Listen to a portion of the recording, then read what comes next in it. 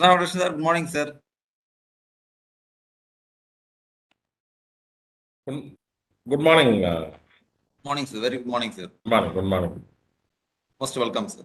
Yeah, thank you. Thank you. I am here. I'm muting, and when you say, I'll be unmuting. Yes, sir. Yes, sir. Good Yes. morning, sir. President Thiagaraj. Good morning. Good morning, Tyagaraja. Good morning.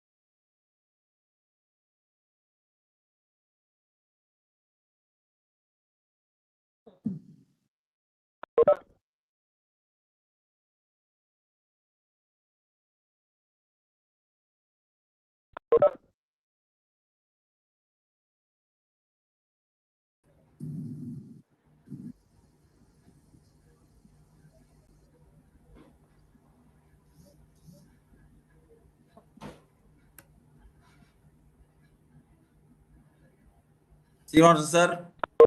Good morning, sir. Good morning, sir. Good morning. Nice to meet you, sir. Most welcome. Thank you. Thank you, sir.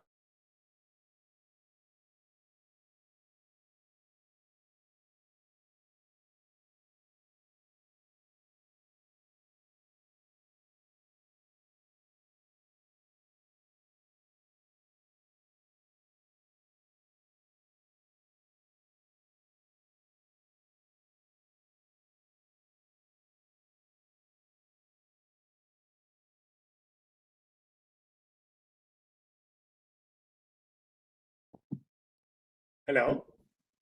Good morning, sir. Morning. Good morning. Very good morning, sir. Morning. Good morning. Good morning, sir. Can we start, sir? Yeah. But I couldn't see any participants in the video. You have only 5. No, sir. Martin, sir? Participants are requested to unmute your camera.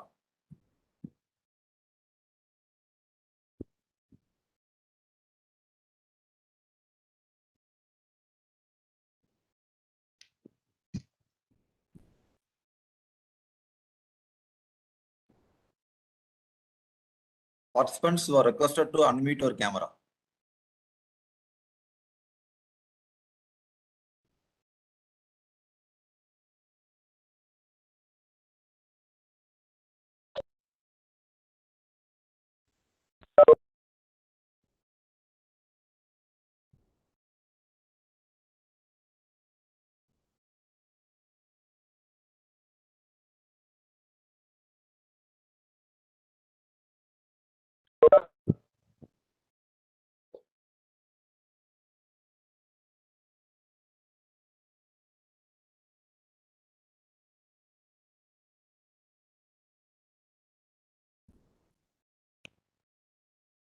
May I start, sir?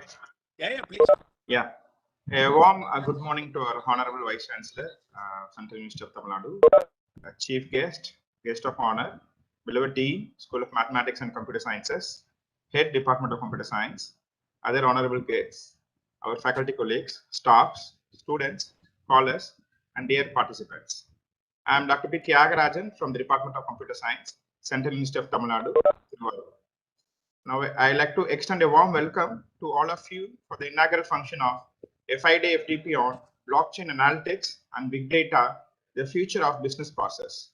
Sponsored by AICTE ATAL Academy and organized by the Department of Computer Science, Central University of Tamil Nadu, Thiruvarur.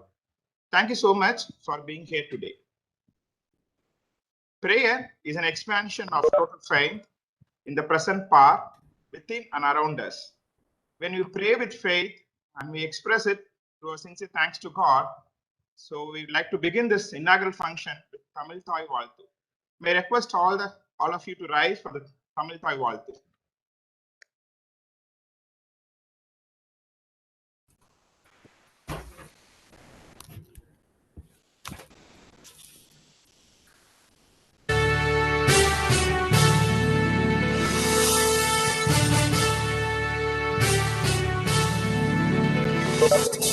நீராறும் கடலுடுத்த நிலமடந்தை கெழிலொழுகும் சீராறும் மதனமென நிகழ்வகத கண்டமிதில் எக்கணமும் சிறந்த திராவிடனல் திருநாளும்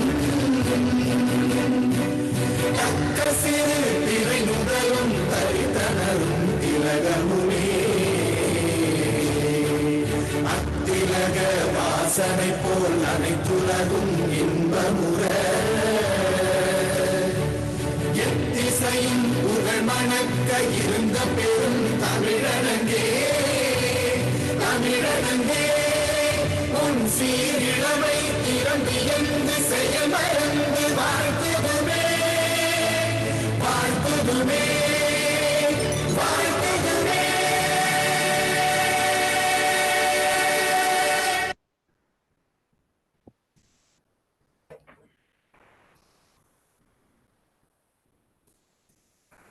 Thank you all. Light symbolizes wisdom and knowledge. Lightning of an oil lamp removes darkness, troubles, evil, stress from our life. In these lines, may I request our beloved Honorable Vice Chancellor, Chief Guest, Guest of Honor, Dean, School of Mathematics and Computer Science, and Head Department of Computer Science to inaugurate this FDP by lighting the lamp of knowledge, digital Kuthuvalakku.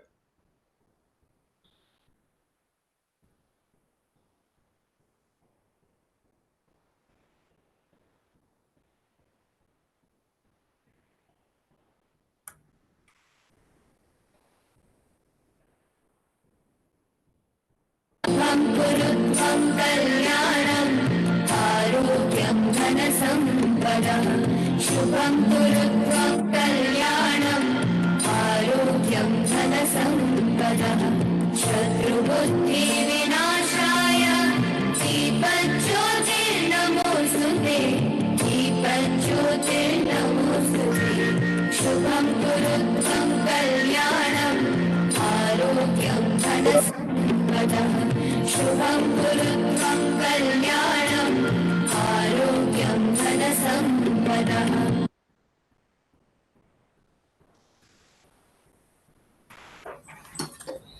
Thank you so much, you all.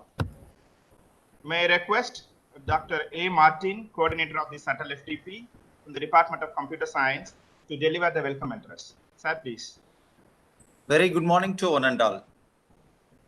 The most respected and the Honorable Vice Chancellor of this prestigious institute, Central University of Tamil Nadu, Professor Dr. Krishnan Sir, respected Chief Guest of this FDP, Mr. Srinivas Bhoosarapu, Chief Information Security Officer, Pension Fund Regulatory and Development Authority, Government of India, respected guest of honor, Dr. V. Prasanna Venkatesan Sir, Professor, Department of Banking Technology, Pondicherry University. The Dean, Professor T. Sengadir Sir, School of Mathematics, Computer Sciences.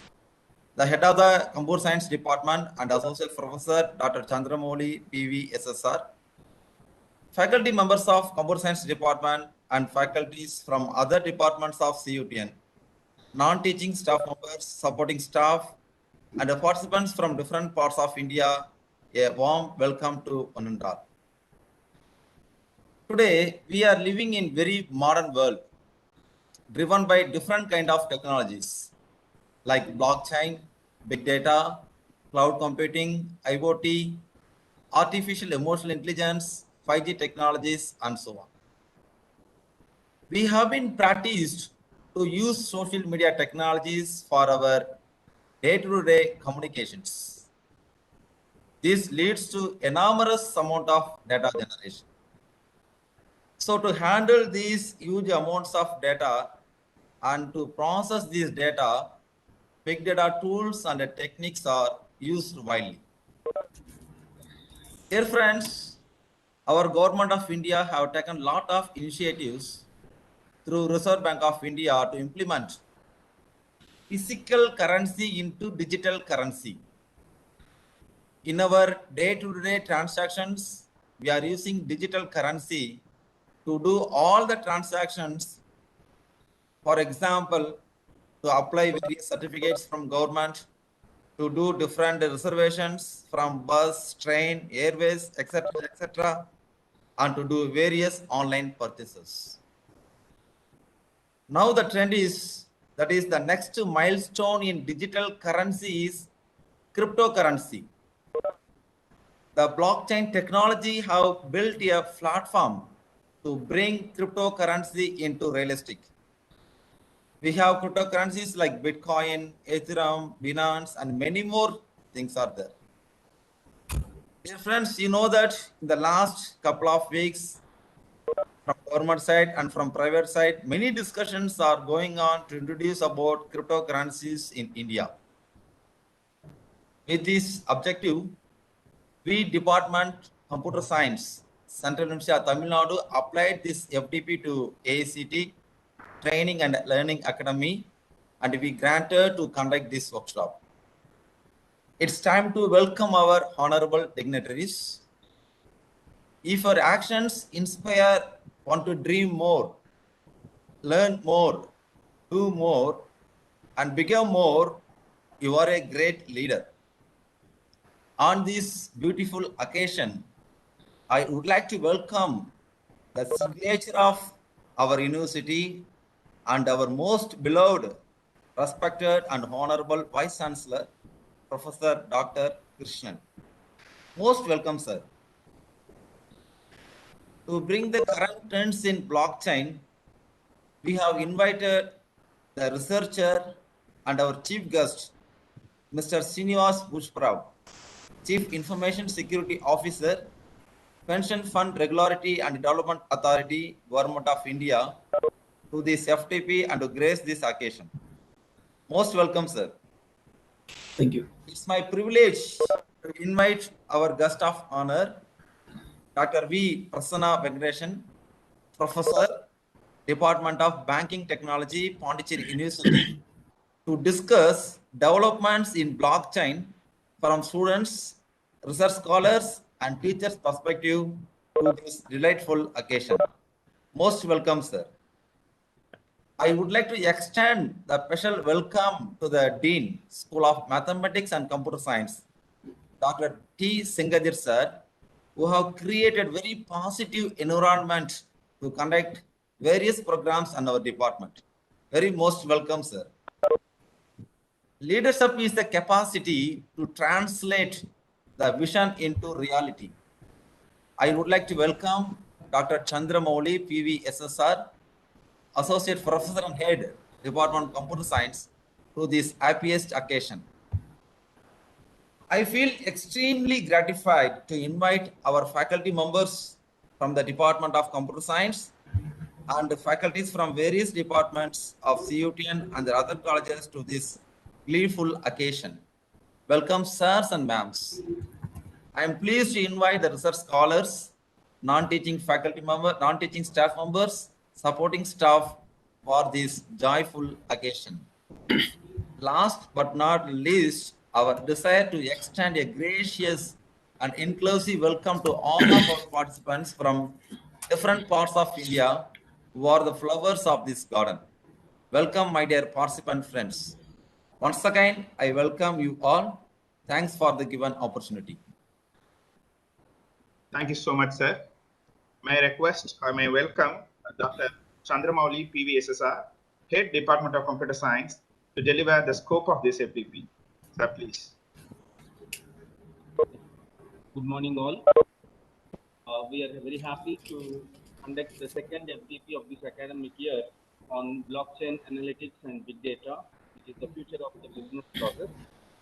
And I'm thankful to our beloved Vice Chancellor who inspires us and the driving force for all of us to conduct most relevant events like this. The FDP is a 5-day FDP, which is planned in such a way that any person who is not aware of these concepts also can have a clear-cut understanding at the end of the 5th day. So we have here 14 sessions scheduled right from the day 1 onwards for a day around on an average 3 sessions. We have the session 1 on blockchain and the big data overview, followed by how the blockchain transforms the big data in the second session. And tomorrow we have 3 sessions on the big data analytics types, tools, and techniques. Then blockchain for the big data approaches and how the blockchain and its applications are going to be helpful in the agricultural domain. On the third day, we have again 4 sessions on conscious algorithms, the role of the blockchain technology in those algorithms, and blockchain for the storage of big data, and cryptography-based blockchain technology, that is on data encryption-based blockchain. Then we have an interesting session on the third day, that is on the life skills for a conscious and healthy living. And on the 4th day, we have again 4 sessions where we discuss about the blockchain big data applications as in smart city and the smart healthcare systems, and followed by another session on the blockchain and the data science powered by Python.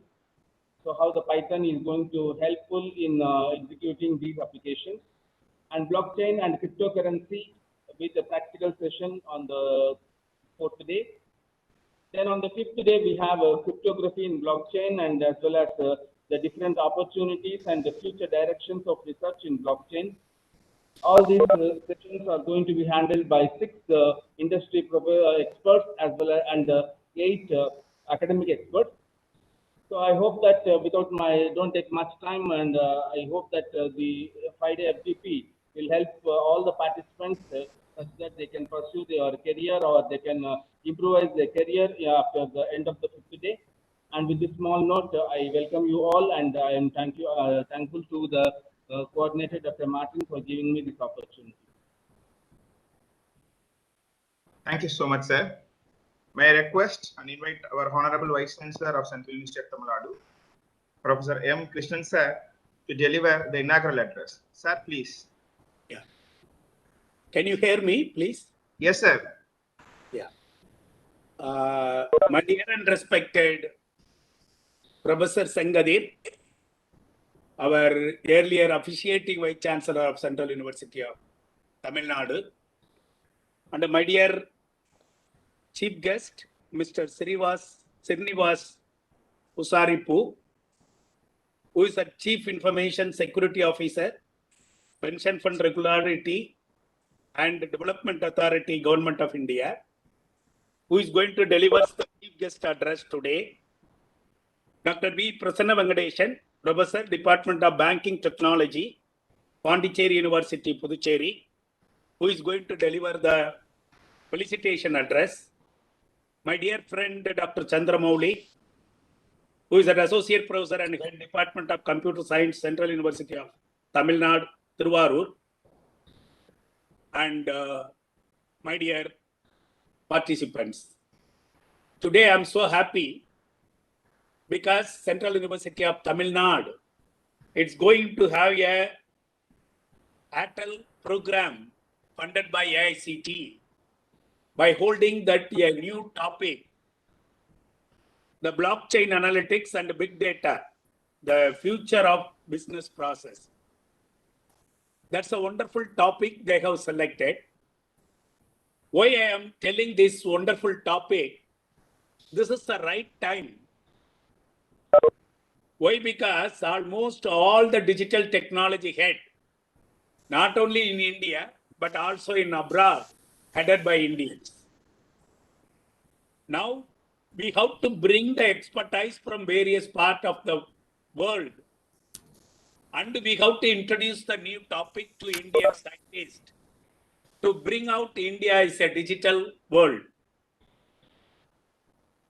I mean, whenever I'm talking about the higher education, usually I'm telling that the higher education is not only getting the job or getting the salary or people living very happily.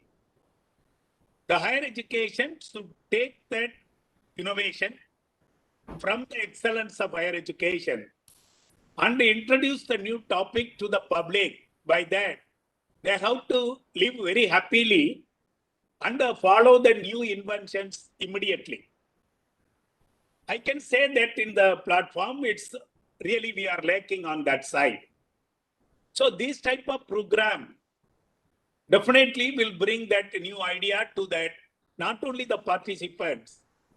When you are going to recommend something, it will go to the society also. Because when I was in Delhi last week for our financial committee meeting, I could see that, I mean, everywhere they are talking about the blockchain and its impact on the business. I mean, not only the business, agriculture, health department, and everywhere. When I discussed with my finance officer, registrar, and also myself, I mean, I can say that we don't have an idea what is going to do that, how it's going to do something in the society. Then I was explained to that auditor who was living nearby my room. He told that it's very simple technique. It will be avoiding middleman. That is a simple thing. He explained that. Then only I feel that because I am from a agriculture family near Madurai. But when I'm seeing that, when we are having the production of the banana, I can tell that very easy example, banana, where I can't directly sell my product to the society. It's not possible. Because when I am selling one banana of my field, the cost about not more than 2 rupees or 1 rupee. But what? I mean, it's not possible. So the huge production will be there in my agriculture field. So what I have to do that, I have to identify the middleman who will be sitting in the town area where so many people will come and they are putting that, I mean, a different rate and they purchase that from the middleman. And when he's selling the same banana from to the public, the same banana which is cost about my agriculture field is 1 rupee, 2 rupee, will go for the 10 rupees or 12 rupees. So why there is no chance when I want to sell my product directly to the public? So when after that I'm reading something, what is the blockchain? How the big data analysis is going to do that? When I am reading about it, immediately I can see that the 10 years back, the first research paper came up from that Santosh Nakamoto, who had presented a paper, Biocoin, a peer-to-peer electronic cash system. I want to repeat the title.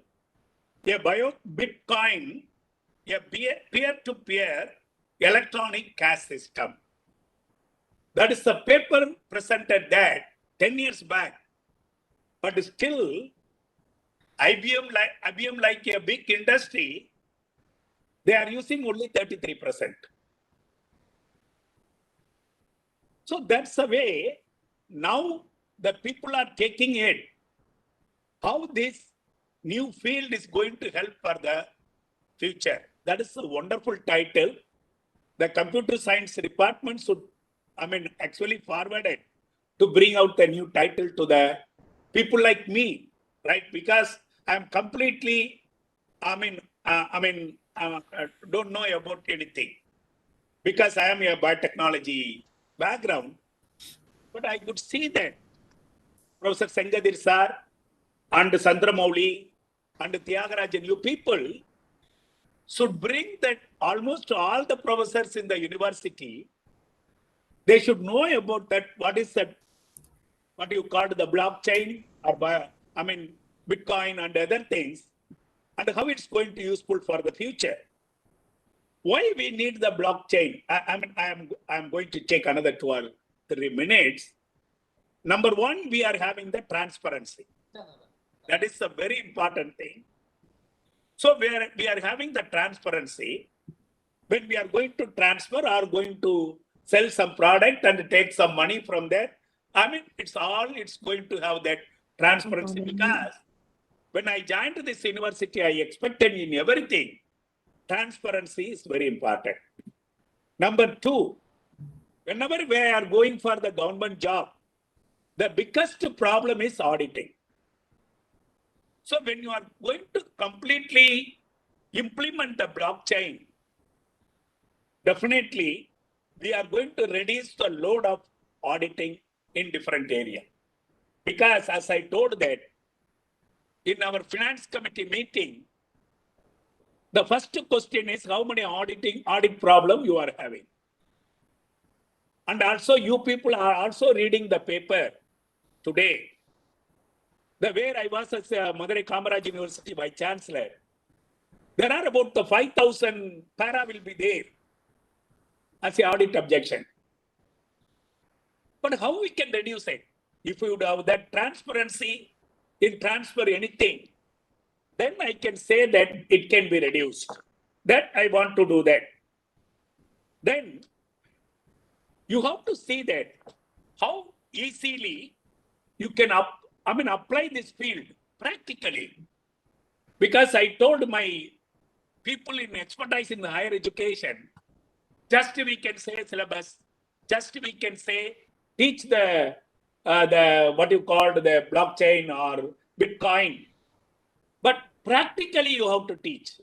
Because I expected they said, Mr. Srinivas can tell about more, how it's easily can approach the people. That is a very important thing.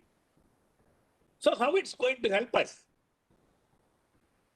Some of the points I want to tell about it. Number one, we can save the data or we can preserve the data with integrity. Because we are going to connect so many industries, so many healthcare industries, agriculture industries, so much so forth. So you can connect this data, preserving the data with integrity, number one. Number two, data security.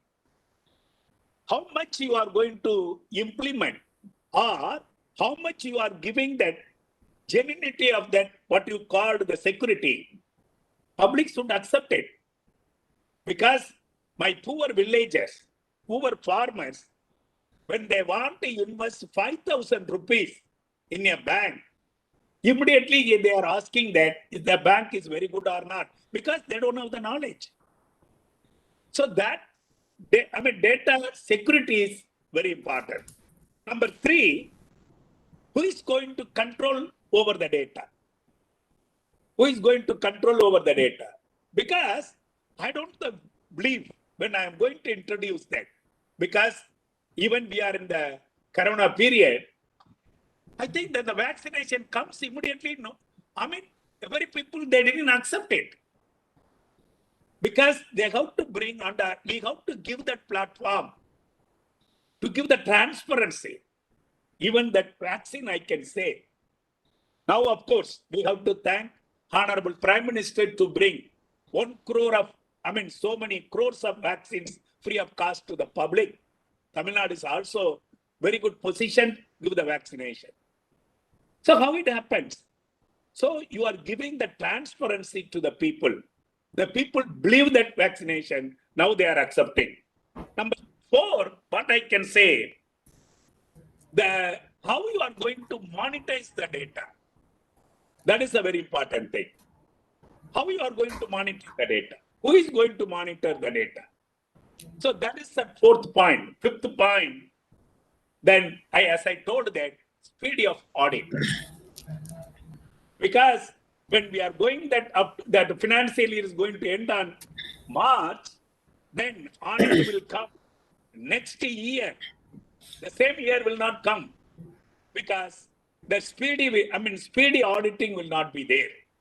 Then the important point I told that middleman will not be there. Middleman will not be there. That is a very important point. The expertise to tell about it without a middleman, how we are going to do the business. Then, if you are coming to that, the data exchange, how it's going to happen. Whether all the industries going to have the facilities or not, that we have to discuss about it. Because it's a new topic. Because last 5 years, if I recall correctly, we are talking about the artificial intelligence and big data analysis. But the last 5 years, how many expertise are available?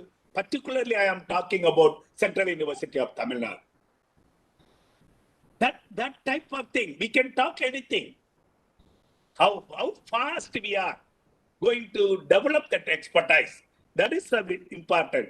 So what I want to conclude that, if you want to get the success in our future of this topic, particularly blockchain analytics, we need scalability of issues.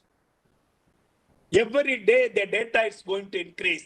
That the country like India, business will be more, agriculture will be more. So everybody is coming. The scalability is going to be increased. So what we are going to do then? How we are going to manage? The facilities are there in India or not?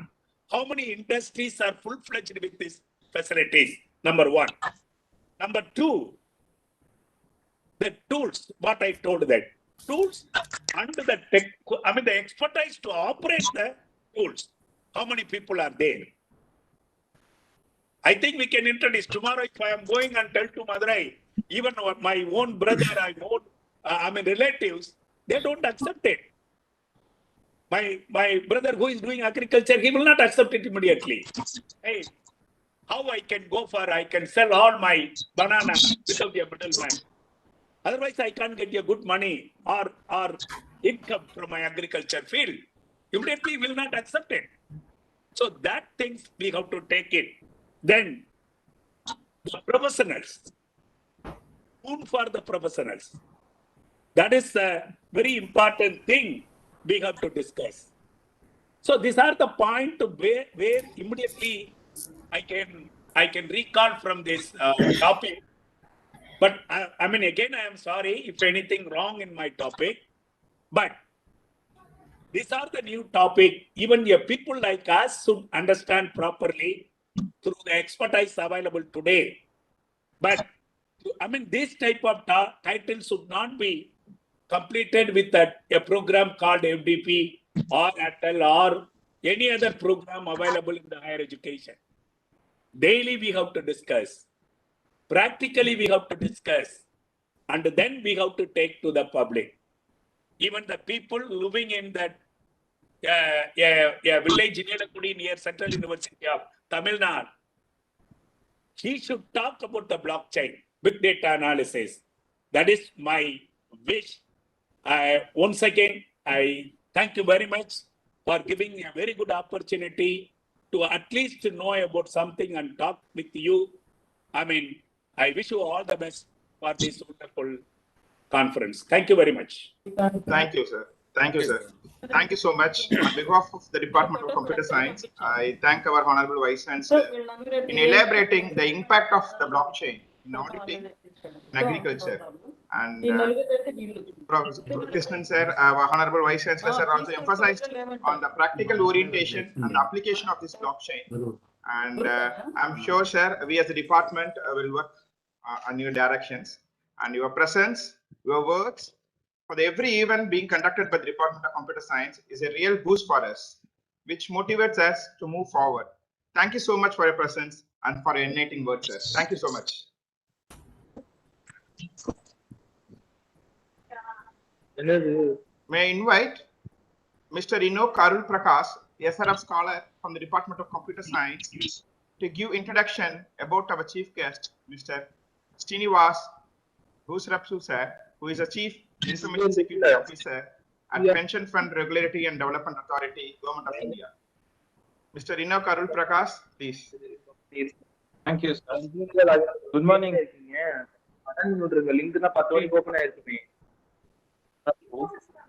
A Chief Information Security Officer. Mr. Tyagarajan, Dr. Tyagarajan, Yes, sir. give the announcement say that other people should put up the mic. Because Yes, sir. Yes, sir. last talk is coming. Okay, sir. Please, sir. Martin, sir, please unmute. Karul Prakash? Yes, sir. Thank you. Yes, sir. Good morning, all. Yeah, please, louder, please. Yes. Good morning, all. I'm happy to. We are happy to welcome Srinivas Bhoosarapu, Chief Information Security Officer, CISO and FinTech Innovation Officer, and Information and Cyber Security Researcher, a Pension Fund Regulatory Authority. He has over 20+ years of working experience in the information and technology and cyber security. He proved IT and security services in Who is pension Hari Krishnan, please?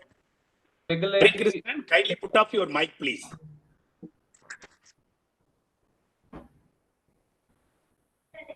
Still, he is not putting off, sir.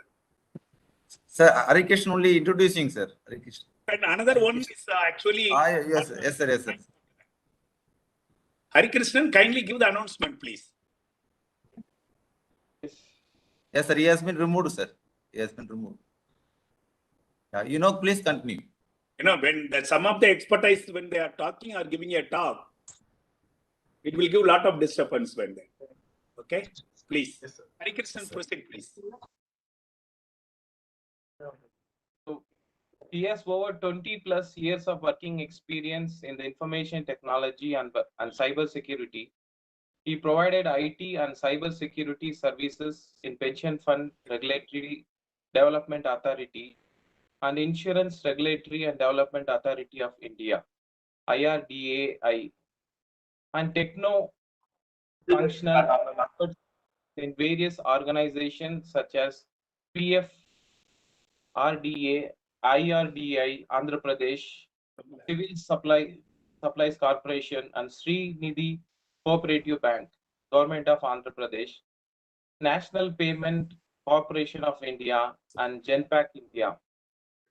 He had been conducting regular advisory training, seminars, and workshops as a speaker in conference and forums on various topics: PFSI, Smart City, Security, IoT, Digital India, Piracy, National Cyber Security Policy, IPv6, Blockchain, and FinTech Information Technology Policy, and Cyber Risk Awareness and Financial Regulatory Compliance in IDRT, MC, HR, HRD, and ICM, and IPE, JNTC, Police Academy, IIIT, IIT, Anna University, Engineering College, and published 20+ research papers and books on information and cyber security and solutions.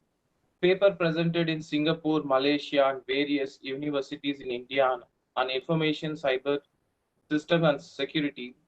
Member of various cyber security in MITI, Ministry of Finance, National Security, etc. So we are very glad to welcome you, sir. Thank you. Welcome, Mr. Srinivas Bhoosarapu, sir. And may I request Mr. Srinivas Bhoosarapu, sir, to deliver the chief guest address. Over to you, sir, please. Thank you. Thanks for giving me the opportunity. First of all, I would like to thank everybody. It gives me an immense pleasure to be part of a 5-day FDP on blockchain, analytics, and big data, the future business process. So to start this species occasion by healthy and welcoming everybody, and especially the strongest biotechnology and agrarian and Honorable Vice Chancellor of Central University of Tamil Nadu, Shri Professor M. Krishnan Garu, and my guru, mentor, and supporter and well-wisher, Dr. V. Prasanna Venkateshan, sir, Department of Banking Technology, Pondicherry University, and I would like to inform you that Sri Dr. Chandramouli PVSSR Associate and Head of the Department Computer Science, Central Institute of Tamil Nadu, and Dr. Martin, Assistant Professor, Coordinator of ATAL FDP, Department of Computer Science, Central Institute of Tamil Nadu. So on this occasion, I would like to emphasize mostly on the things as our Honorable Vice Chancellor mentioned. Audit is a biggest thing. Every department, not only universities, every department has thousands of questions and a number of years to make it out. So we should have to get the transparency in every aspect. Then it will reduce a lot of time, energy, and money, and people's effort. So in order to get those kind of things, this good title, blockchain analytics and big data, which can be embedded in any of the business you take from the, as sir told, banana kind of thing, or farmer related aspects, or any aspect you take, we require the big data as well as the transparency to avoid the middleman in the supply chain. So in that, as recently also in one of the meeting, our Prime Minister given the data is a fuel. So how you're going to extract the data? So how the data is becoming the fuel, because earlier fuel we are getting from other countries, but whereas the data is data as a fuel, if you think, we have various things over there. So it can be produced anywhere, it can be consumed anywhere, but in actual fossil fuels, the case is we should have to import and do a lot of things, but data is not like that. Anywhere it is, everywhere, every person is generating, every department is generating, everywhere we are generating. That's why it's a powerful fuel. How you're going to use it in any of the what do you call, departments or any of the things. So that's why data is very much powerful and fuel. And for that, how we are going to get the trust based society to get the fuel becoming the valuable thing. So we should have to establish the trust based society with the digital technologies like blockchain, and using various data sources from various departments, people, and processes. So that's why that very important to get the data in volume, varieties, and kind of thing.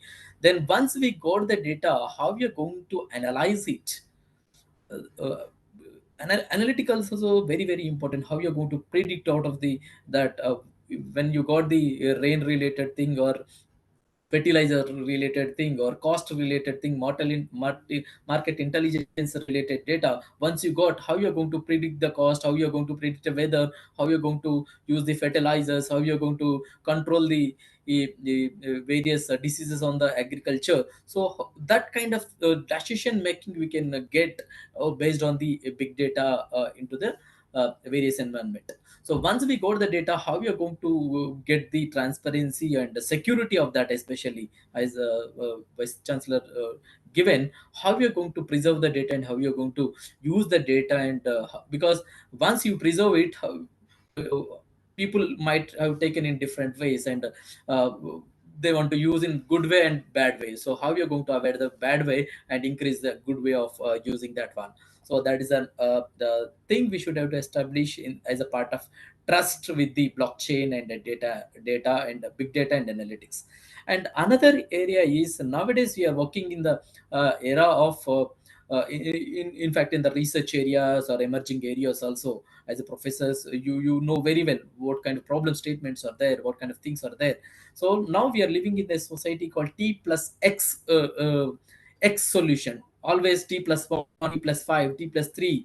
That kind of in banking or in any citizen services or government services, always we are working in the T plus X category.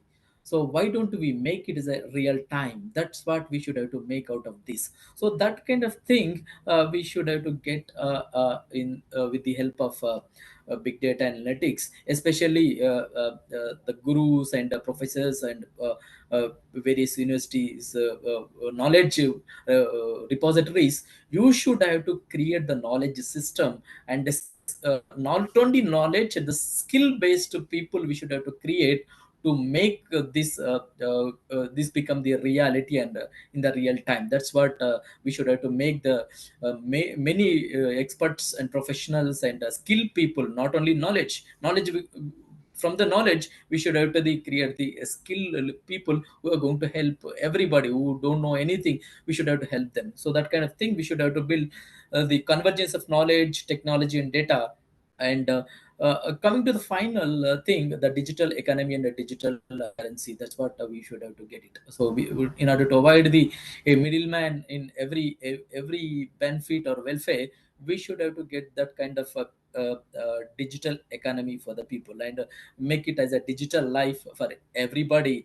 And with a digital society, we can get the safe and secure life for everybody. You are going to get the as we are seeing a digital transformation in every aspect, whether it's agriculture, whether it's human life, whether it's education. Now we are seeing in education also we got the blockchain based certificate verification onto the block, and we can anybody can verify from anywhere. So those kind of things also came. And finally, last but not least, as part of this one, we would like to give that we have 1.3 billion people are there in India. So how we are going to make 1.3 million people into 1 trillion economy with the digital technologies? So then everybody will get benefit out of it. That's what I would like to give as a part of this inaugural. Thank you. Thanks for giving me this opportunity. Over to you. Thank you. Thank you, Mr. Srinivas Bhoosarapu, sir, for your enlightening words on the blockchain and analytics. Thank you so much, sir. May I invite Mr. Himans Kumar, JRF from the Department of Computer Science, to give introduction about our guest of honor, Professor V. Prasanna Venkatesan, sir. Mr. Himans Kumar. Good morning, everyone. Thank you so much, sir. It's a great honor for me to introduce and welcome Dr. V. Prasanna Venkatesan, sir. Sir is a professor of banking technology with Pondicherry University. He has over 27 years of experience in the field of computer science engineering and banking technology. He has developed an architectural reference model for multilingual software. His research interest includes object-oriented modeling and design, banking technology, service-oriented architecture, smart banking, and business intelligence. More than 6 students are awarded Ph.D. degree, and he has guided Ph.D. scholars and MBA in computer science engineering and banking technology. He has published research papers in world highly recognized journals such IEEE Transactions, Elsewhere, Indus Science, and other top journals. He has received 1,263 citations indices for his publications. He is one of the technical member, belongs to the different Indian and foreign universities. He has received a citation in the 33rd edition of Marquess from Who is Who. His research work has been recognized by Center for Machine Learning and Intelligence System, Byrne School of Information and Computer Science, University of California, USA, since it has launched in February 2014, where more than 93,000 researchers have visited the qualitative bankruptcy dataset. Now we welcome Dr. V. Prasanna Venkatesan, sir, to grace this FDP program by his kind words. Good morning, one and all. Is it audible? My voice is audible? Yes, sir. Audible, sir. Very Morning, good. sir. Thank you. So, first of all, my appreciation to the university, the Vice Chancellor, Head of the Department, and the faculty members of Computer Science for organizing a very innovative and informative topic, which is in need of our, because we are moving everything to digital. When we are moving everything to the digital, so we are moving the data basically.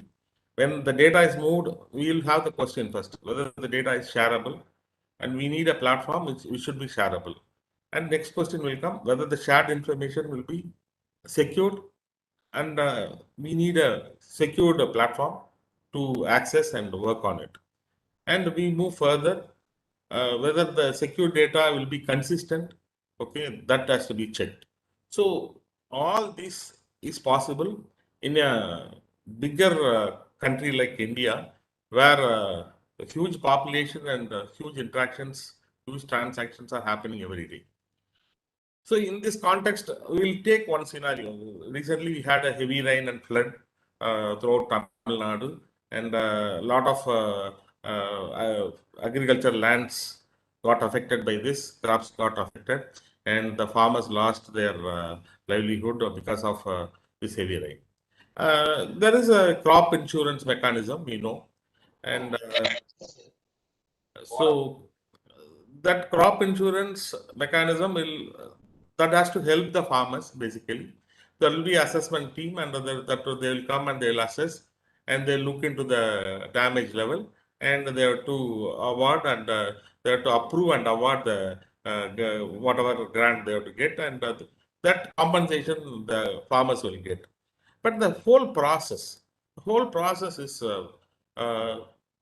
more of delay, and passing the information between the organization, and sharing the details, and meeting the people. Everything is cumbersome and complex. And just imagine today's scenario with smart agriculture.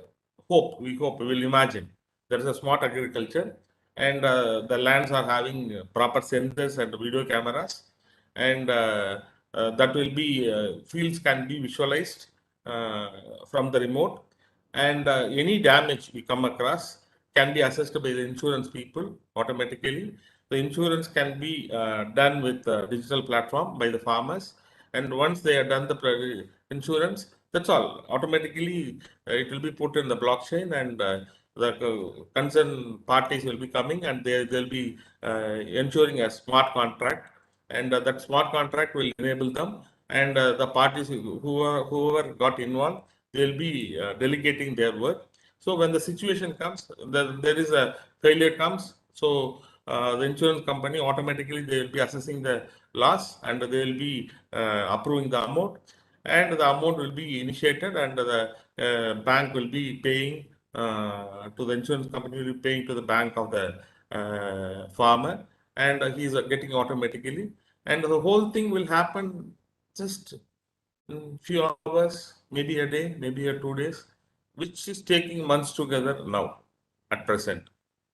This is a simple scenario which we can overcome. I believe down the line, another 5 years, we are going to see this kind of technology in place, and we are going to get this facility. I strongly believe. And taking this into consideration, and what will be the benefit of this topic, this blockchain analytics and big data? So this is actually like it is like for the researcher, a lot of takeaway is there. So they can work on security, they can work on the data analytics, they can work on the smartness, like smart city, smart healthcare, smart agriculture. So many areas they can work on, and so they can work on intelligence, like AI, and applying, like extending this to various other applications, and it is a kind of one. If you open this gate, it will open multiple gates. That kind of platform. This is a junction road which will be connecting to other different domains. So if you enter into this blockchain analytics, multiple domains immediately will get connected to this, and all these are all big opportunity for the researchers to jump into that, and they can offer their own ideas and their own imaginations and their own innovations they want to put inside that field. And for the students, a lot of opportunity, like they gain the skill set of this blockchain and big data and necessary analytics skill set. Around 20 to 25 different natured positions available in the industry. If you see, it is not only restricted to the private industry. Government also already started this, and the government also trying to standardize this and how to take up this blockchain. Already they got into this, and so seeing all this from the perspective of the students, so they get the skill set. They will be getting a better placement with better offering, like a good package they will be getting, and not only in the private as well as in the government, and aligning us towards making India to move further in the IT map in a better position. Plus, the researchers, if their contributions are taking important step in this area, that will be also making a remarkable move from the Indian scenario. And I believe, strongly believe, they took computer science took this idea recently. 1 week back they took artificial intelligence as the topic. Now they are taking blockchain analytics. So I strongly believe the computer science department will be Central University of Thiruvarur will be the hub for this kind of innovative research down the line, and they won't stop with these kind of workshops, as rightly mentioned by the Vice Chancellor. It will be a daily topic, and it will be a so anything anybody want for blockchain or analytics, they'll be reaching Central University of Thiruvarur. I'll believe one day that will happen. So any big travel will start with a first step.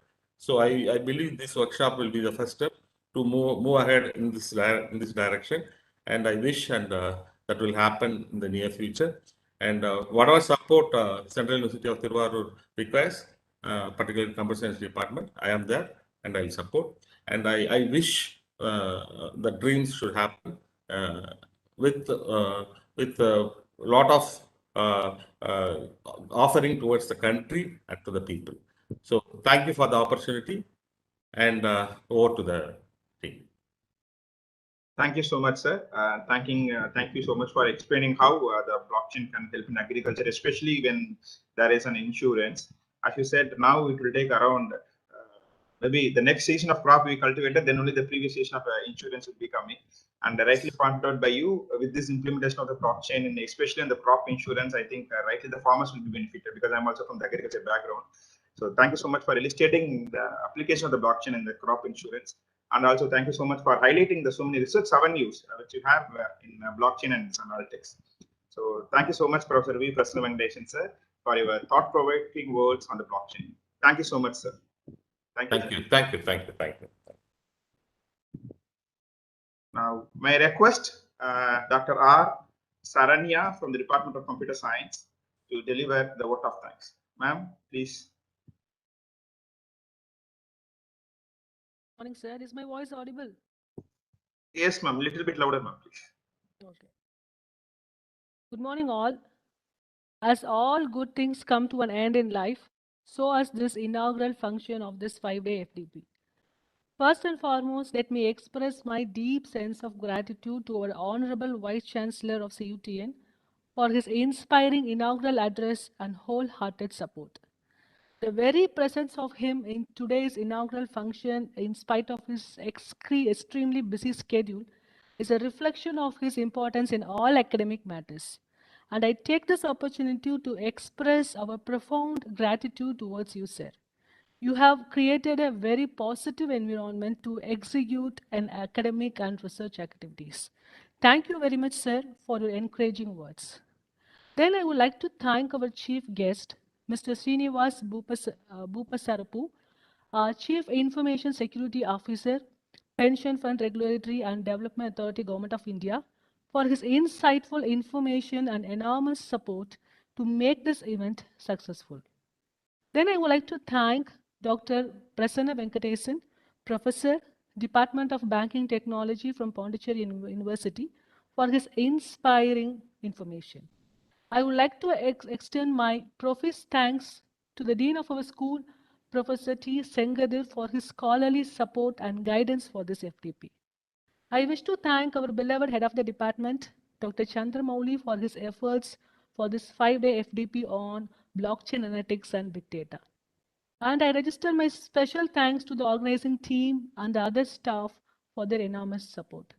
And my heartfelt thanks to office staff of our department for their team spirit and coordination to make this inaugural event a success. We sincerely thank AICTE ATAL Academy for giving an opportunity to CUTN to host this event. And I wish all the participants a fruitful learning in this 5-day FDP. Thank you so much. Thank you so much, ma'am. May I request all the participants are kindly requested to wait in this same link and to receive the instructions for this FDP from Dr.A.Martin, sir. And thank you all for being part of this inaugural today. Thank you so much.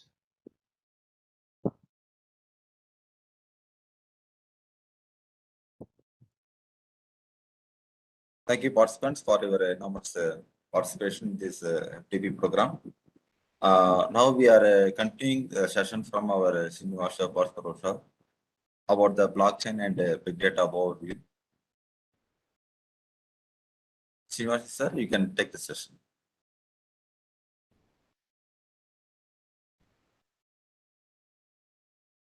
Sir, your voice is not audible. Sir. Thank you. Thanks for giving me the opportunity. Just I am opening my presentation. Just yes, sir.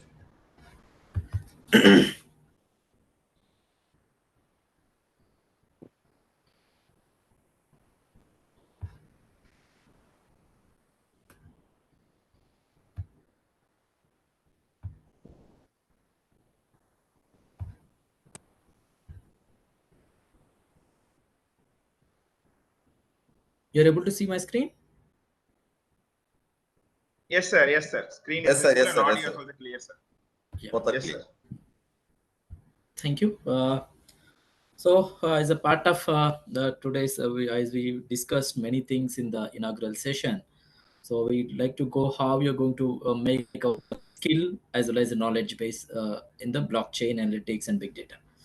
So as nicely titled, blockchain analytics and big data, the future of business process. So as a part of that, I would like to touch upon some overview, whatever I acquired from various incidents, various forums, and various activities as a part of my job and knowledge systems. I would like to share upon that. So in that, first I would like to go with the a first and foremost thing is a computational thinking. So as we are thinking, we would like to make a lot of changes at every place as a part of blockchain analytics or data. So this is the first and foremost thing we should have. Uh, uh, uh, then only we can get a lot of things out of it.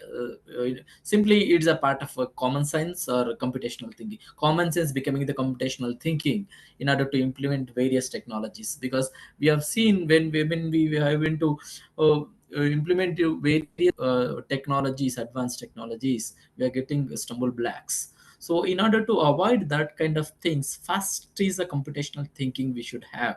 So if you look at nowadays, as a part of National Education Policy 2020, many things has been introduced at a school level only. This digital thinking, Python, all these has been already given for the school kids itself schooling level. So for that, we should have to upgrade ourselves in the part of computational thinking. So as part of that computational thinking, we should have to understand, because henceforth when you're going for the big data or analytics or any kind of thing, pattern recognition, what are the trends are happening now, emergency technology trend is happening, bitcoin is happening, agriculture developments are happening. So the pattern recognition, how the patterns are going, that kind of recognition has to be there. So especially now CUTN got the good pattern to understand with the current trend and next 10 years which is going to have a trend. So they understood and introduced this blockchain and this topic title what we are mentioning. So once we got that one, so once we understood that, so we should have to take some ideas and what are the different problem statements as a part of that trends. So now everybody is now financial people are talking, researchers are talking, and government is also talking, industries speaking. Everywhere we understand, we are understanding the trends. Now how, what kind of problem statements are there, what kind of ideas we can get it, how we are going to decompose that problem statement into various things and provide the a solution for that. So that's what we should have to improve as a part of uh, knowledge sharing for the society as a professors and various knowledge people. So we should have to transfer this knowledge to the millennial generation and the next generation who is coming up with the knowledge and skill part. So that's what the thing. And then once we got the identified the problem and ideas, so how you're going to decompose that into steps and algorithms, because somewhere some algorithm is required, somewhere some rule engine is required, somewhere some knowledge system is required, some, as we discussed in the audit patterns, a lot of audit to queries are there across India. If you department is 100 plus audit, because a part of I've seen in CAG, we have seen thousands of queries are there every year, and now we are using that data, that big data of statements are there. So we should have to automatically identify and how you're going to give ATR for that.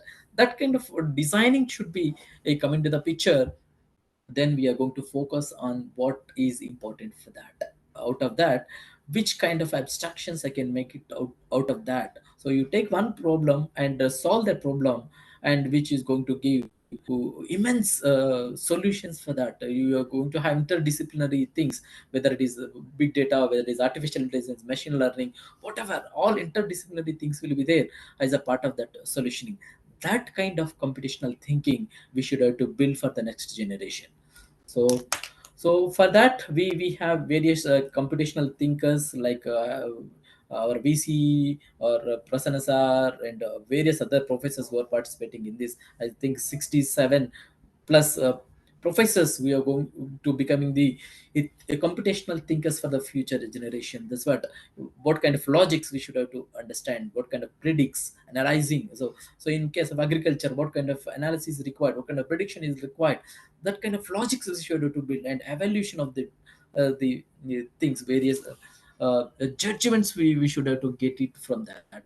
Some we are predict, some we are understanding from the analytic perspective. So some we should have to build some algorithms and rules for building that. So patterns, decomposition, and abstraction of the things. So for that we have various approaches like this FDP programs, changing the things what we happening, creating few things, designing and making the things like workshops, and finding and fixing the errors wherever, because already existing thing is there. How we are going to find the bugs out of it or find faults in the system, and how you're going to debug it and give a better solution out of it, and preserving, and how you're going to preserve that solution or the data or whatever it is.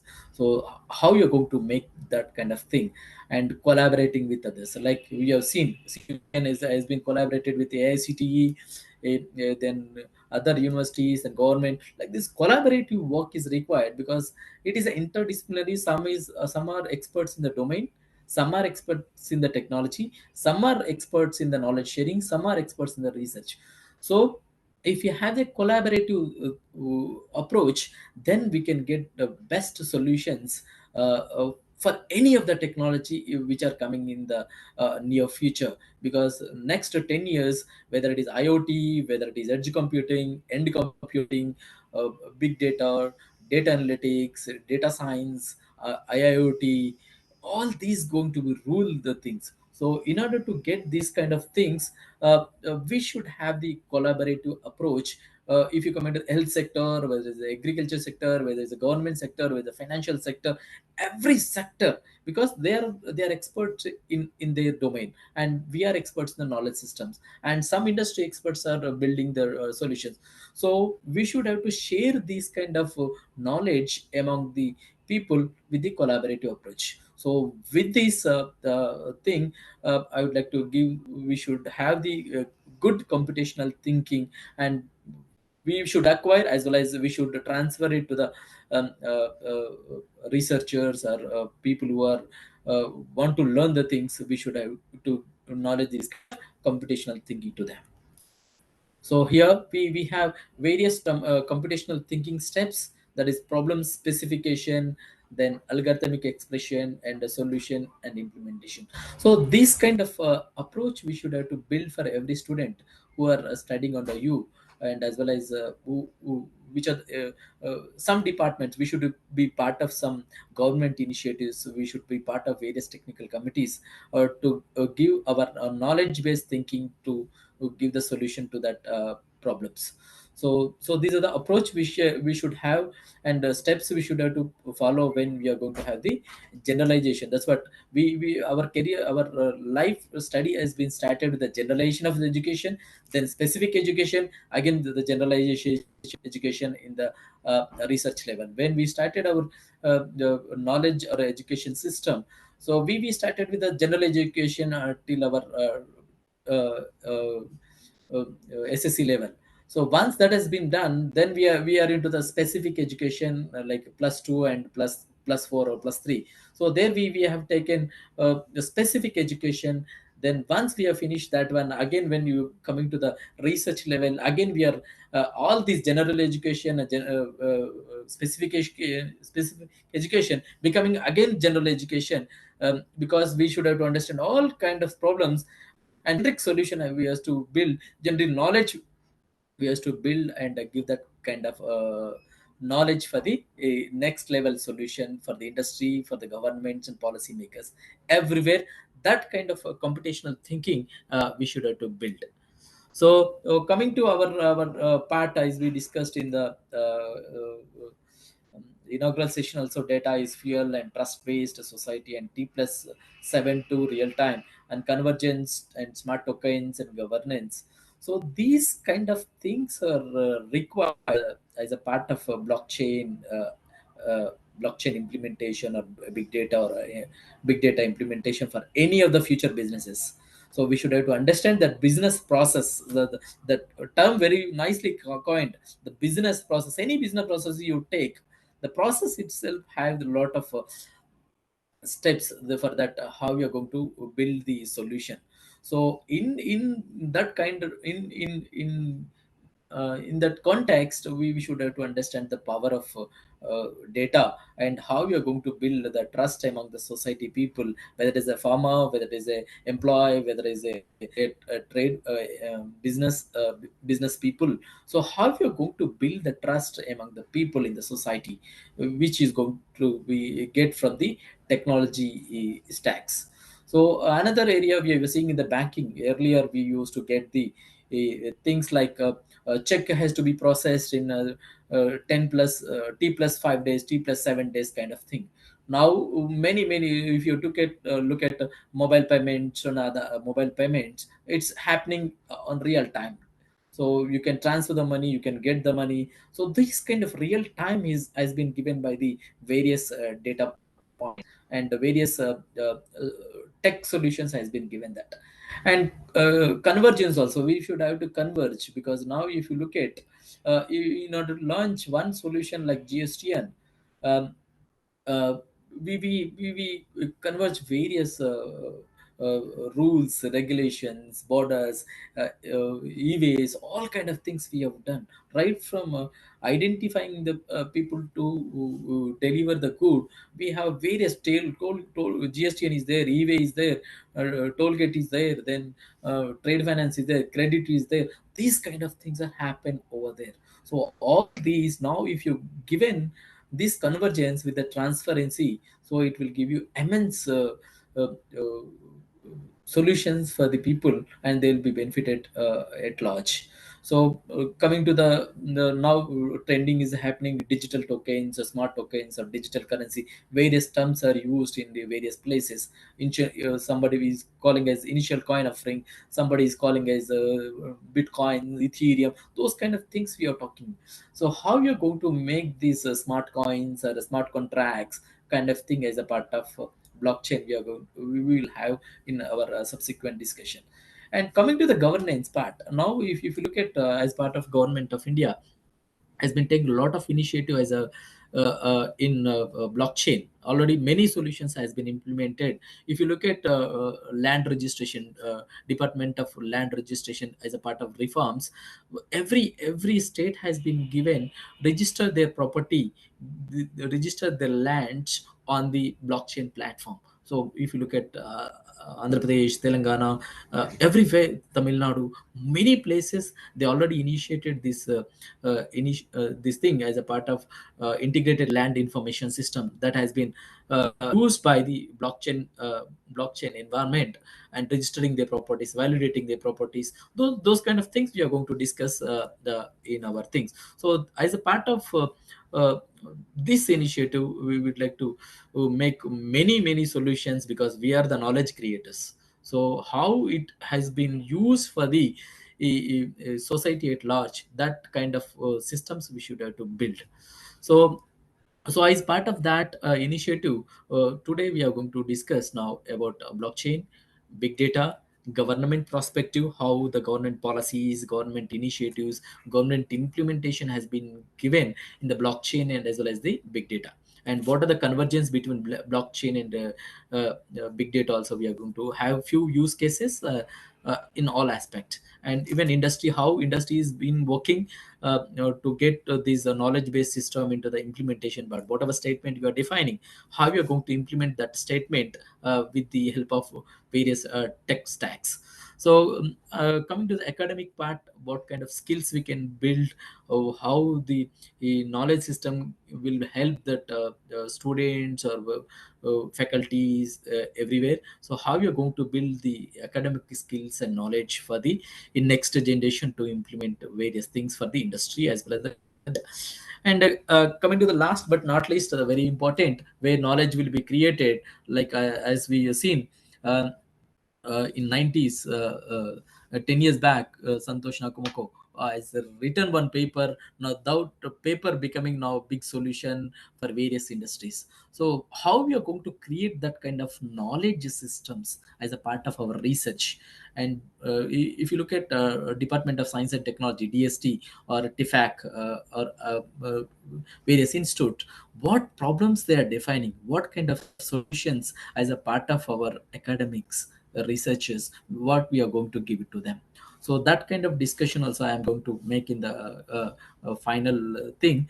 So this is our next one and a half hour agenda. So we were going to discuss on that. So as in the context of Ola, now if you talk about big data or blockchain, so in the context of Ola, how they are making the things. So if you look at Ola is connected, because Ola is, if you look at real-time tracking and navigation, they're able to navigate the things in real time, and geofencing of the control, because some I booked something, and if he's crossing that one, automatically it is going to give alert to the command control center of the police department, or wherever they are written. So that kind of fencing is also there, and AI enabled selfie and authentication, so that when they are onboarding the driver, it is going to take self authentication if he is have any kind of thing. So that kind of data has been enabled, and this now is writing to various blockchain. If you look at Nowadays, if you see, earlier we used to get lot of SMS. Now it is reduced. There also now it has been implemented SMS templates.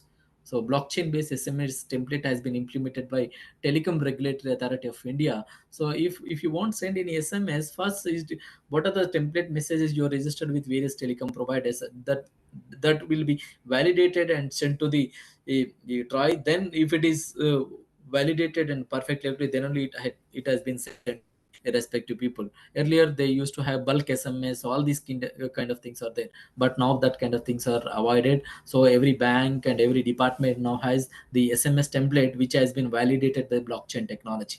So that kind of real-time alerts and real-time OTP kind of thing, and even crowd management and flow management can be taken with the help of blockchain technology. So all these now, finally the important thing is a security of the platform. So everywhere, so what platforms you should have to use when you are going to have the identity access management, data sharing, data kind of thing. So that kind of thing has been taken care as a part of digital transformation using blockchain, big data, and analytics. So this is one of the context we can have. And similarly, if you look at Uber engineering also, they've collected a lot of data and they've processed a lot of data as a part of the travel and visual exploration, because as a part of big data, how you're going to take various decisions, what once we collected the data based on the level of the people. So that kind of visualization we should have to make. Let us take now how as a part of CAG have more than 1 lakh queries are there. So I've collected the data, but how you're going to process it and how you're going to represent it national level, how you're going to represent for the political level, how you're going to represent at state level, so how that has been closed. So those kind of things also we can depict with the help of blockchain and data for the business processes, whatever you select. So this is in the context of Uber. They are also implemented various kind of things, because location data, millions of GPS points has been there, and every eye and most data insights of them we can get once you collected the data and processing the data. So coming to the basic things, I'll because but I would like to touch upon once again the terminologies, because we should go in a way to understand the things from the basics. I'm taking it from the basic point of view. So if you look at the terminologies like block and chain, which has been given simple and then layman understanding, make the movement or flow in difficult or impossible. That's what way we should have to make. Block something is blocking when rain is happening or any kind of thing is happening, make the movement or flow in the difficult. That's what they emphasized. Even Santosh, Nakamoto, when he has designed, he has been taken that word flow in difficult or impossible. That's where the security of the blockchain came into the picture. The flow in a difficult. So how difficult he made when somebody is validating, somebody is giving consensus kind of thing. So we should have to understand the block, the flow, which in a difficulty way. So that's what he has taken word from that. And coming to the chain, so we have seen series of linked metal rings, as you have seen the below diagram. So for fastening and secure something, in order to secure something, uh, flow in only if you make impossible and difficult not enough, so we should have to make that secure with the help of chain. That's what he made with the block and chain. It's a blockchain becoming, so which in the flow of any block we are making secure something. And for pulling or pushing or any kind of thing, we are doing the thing. So that's what we can understand. So how the blocks have been moved to very difficulty or with something to secure that thing has been taken as a part of blockchain coining. So it has been taken. That's why these two combination to coin the blockchain.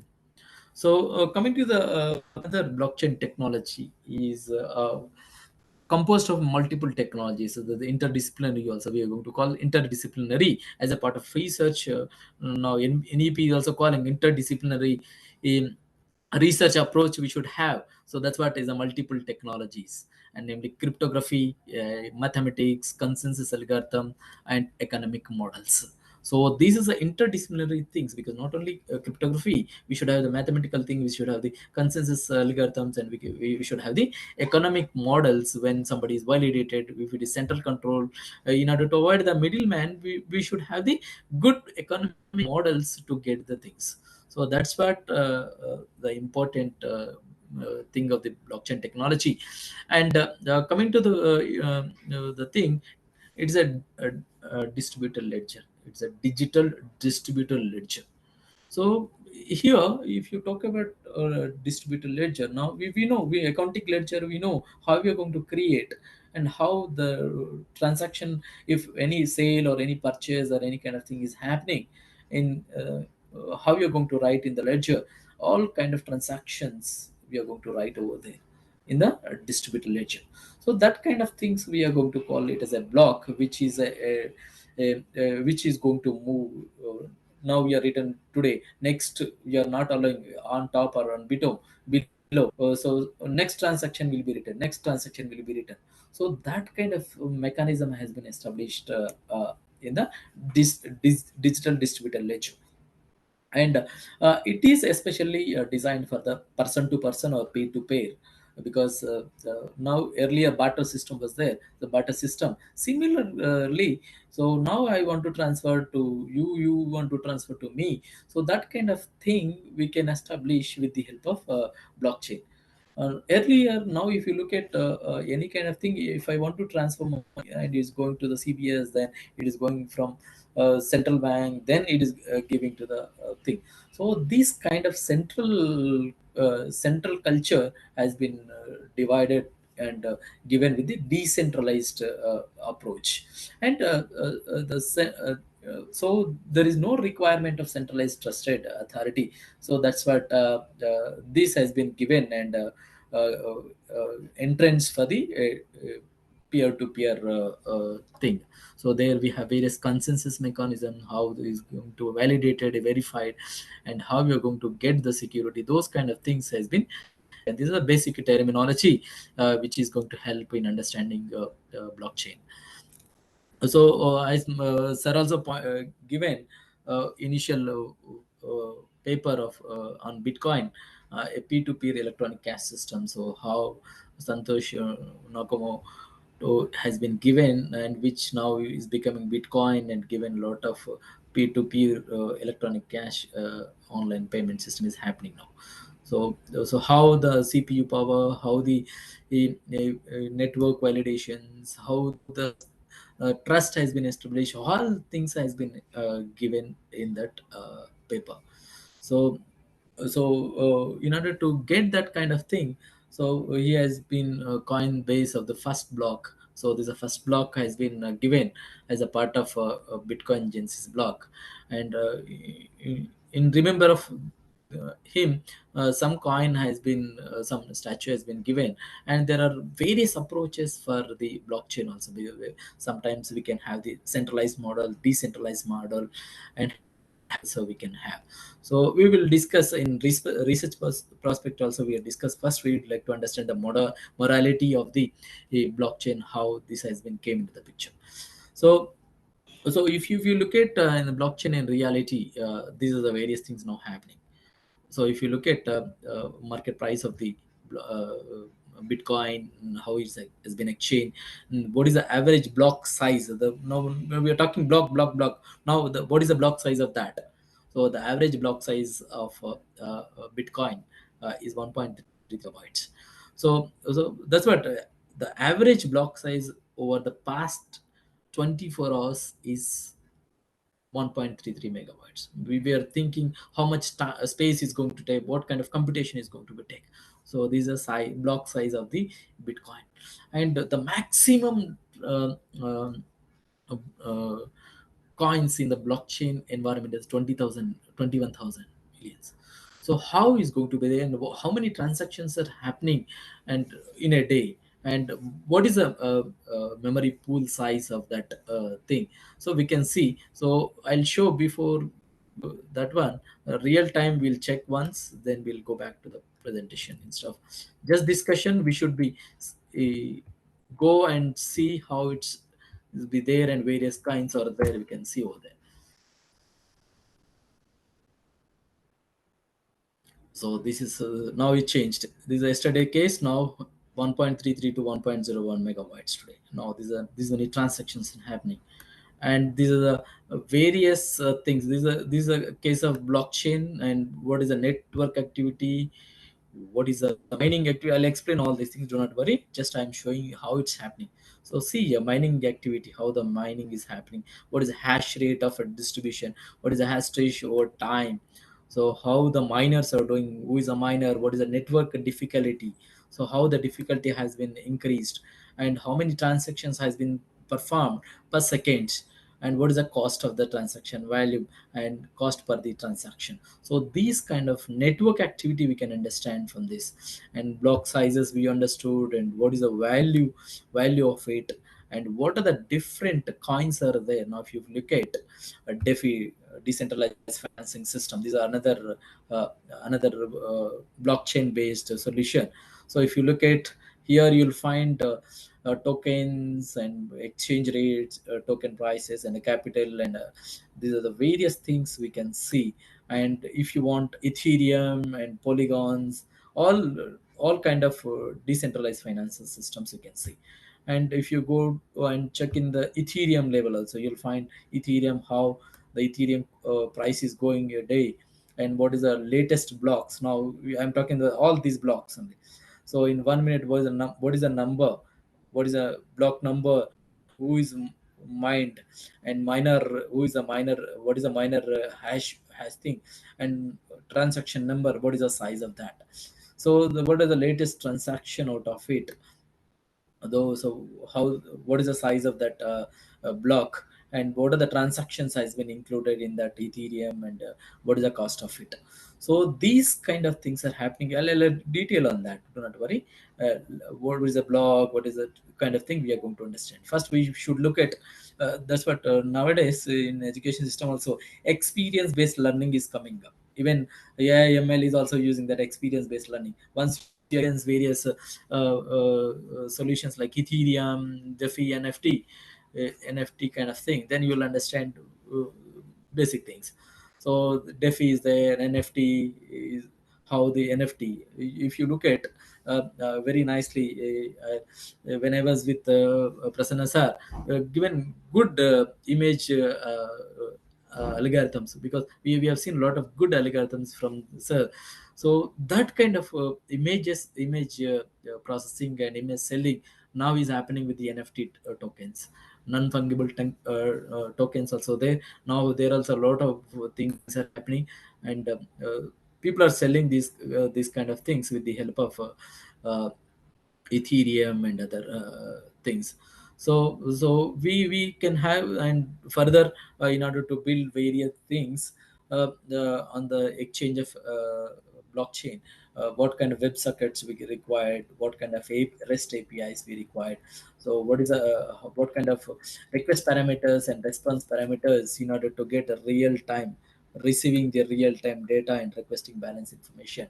Because that's what intro itself, t plus 7 to t plus 0. So the real time, how we are going to get with the help of technology. Now it's earlier we were discussing about the concepts. Now from concepts to the implementation of that, with the help of WebSockets, with the help of REST APIs, with the help of web services, how we are going to do that kind of skill we should have to give it to the people. So we have so Ethereum, Bitcoin, and other things also there, NFTs also there, and few people are creating payment processing APIs out of it, and few are creating wallets out of it. Now Binance and those kind of people also given various wallets to transfer from the other things. So in this context, now India is also launching the central bank digital currency. So other countries also already initiated, because they would like to understand what are the security hiccups and how you are going to handle trust, how you are going to handle the data, and how who is a central trust party, how you are going to do the things. So these kind of things has been taken as a part of central bank digital currency, which is in the parliament now. So we will hope for positive from them. So this is what the reality in the blockchain now.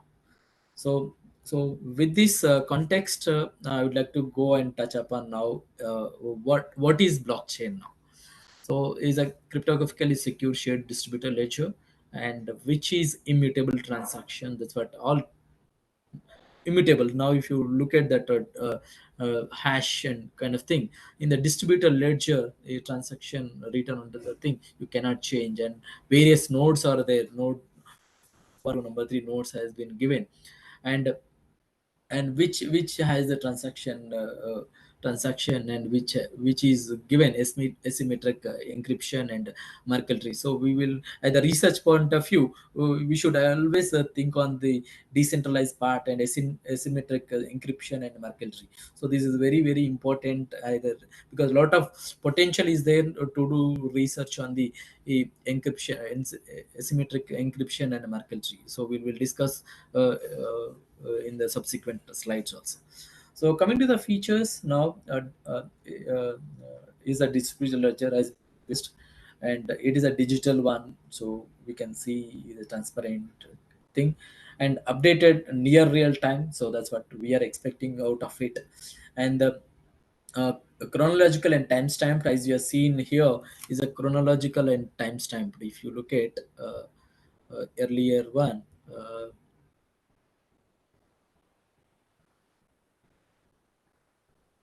so all these are now, if you see any of Ethereum or anything, you'll see all these blocks, latest blocks, number, and all are real time. So how the blocks is there, view all blocks, whatever. The blocks are here and transactions are here. So how the blocks has been created, how the transaction has been processed, and how people are buying, swapping, and doing the things.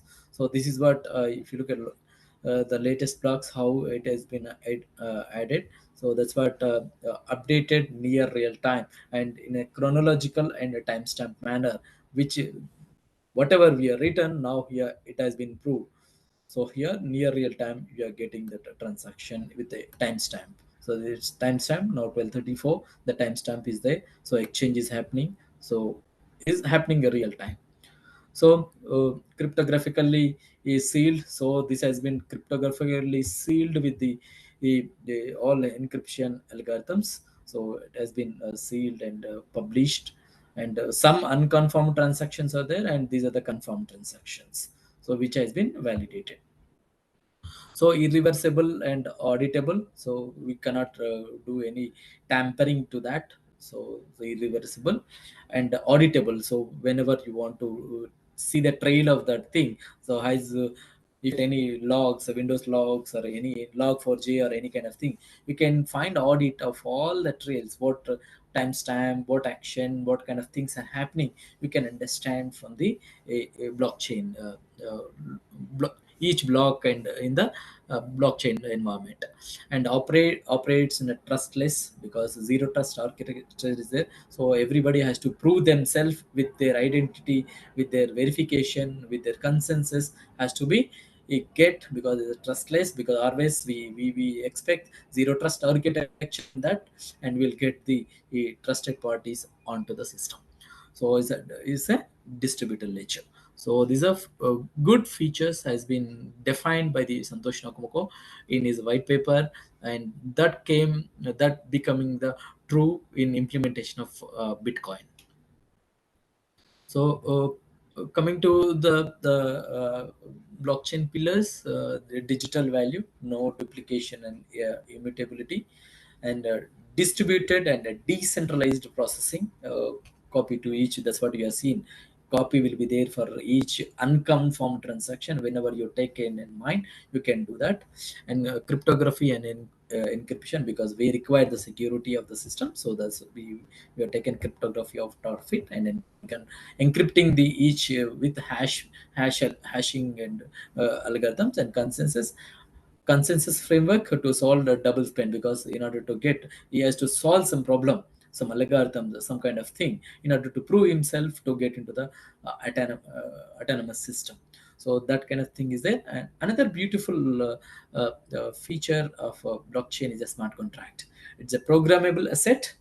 uh, that's what now Dharani of Telangana, or the Department of Land Registration, is using this smart contract, because whenever somebody is buying and selling his property, lands, and any kind of thing, some validators are there, some uh, trail is maintained and verified, then they can do the buying and selling of the property now. So every government now, state governments, has been implemented this is a smart contract with hyperledger kind of thing in their systems. So permissionless versus permission, but is a ecosystem is both acts in the both ways, permissionless and permission. But in order to, they have to use their consensus things in order to get the permission, and they should have their identity and access to get into the system. So these are the important pillars of the BCT environment. And so that's what it's a decentralized transparency, what we require in any of the industry. Then open source is not specific to any technology. Every technology now is starting working on the, because it's a verifiable for any user, and the user can also use blockchain system to develop any application. Now, as a part of our programs, we should have to build our next generation entrepreneurs or students to create open source applications related to the blockchain. So that's what we should have to contribute. And autonomy, as we discussed, a consensus mechanism. So that's what each node can transmit or update to each other in a secure situation. So here, the single entity entire system, uh, no one can interfere, because you have seen nobody is going to interfere. So they'll write onto the thing, they'll verify, and they'll do the things. So immutable, as we discussed. So in as a part of immutability, so there should be more than 51% of the records has to be give their trust. So they should record and they should give their consent. This is okay. So then we can say there is no alter for the thing. So that's what has been built in the system. So so trust, node to node trust has been given data transmission, and there is can be hidden, or when trades blockchain will be exposed. So anonymity will be there. So in order to prove their anonymity, they should have to solve a lot of problems. Then only we are going to take them on to the trust. So that kind of thing is there as a part of this. So coming to one of the use cases, this is a technology part. What from paper to the visualization in the form of Bitcoin is happening. Ethereum things are happening now. um, we are going into the context of the government now. How this has been implemented in a few states, it has two things, interdisciplinary things are there. One is the big data has been used, then blockchain has been used, then big data analytics has been used in this use case. So here we have seen a lot of welfare programs. Identity fraud and quantity fraud and eligibility fraud is happening in most of the time. So as a part of that, we have seen whether it is COVID, whether it is public distribution system, food security. So government has been given a lot to the people. So how you're going to monitor that in a transparent and accountable manner? That's where this has been implemented.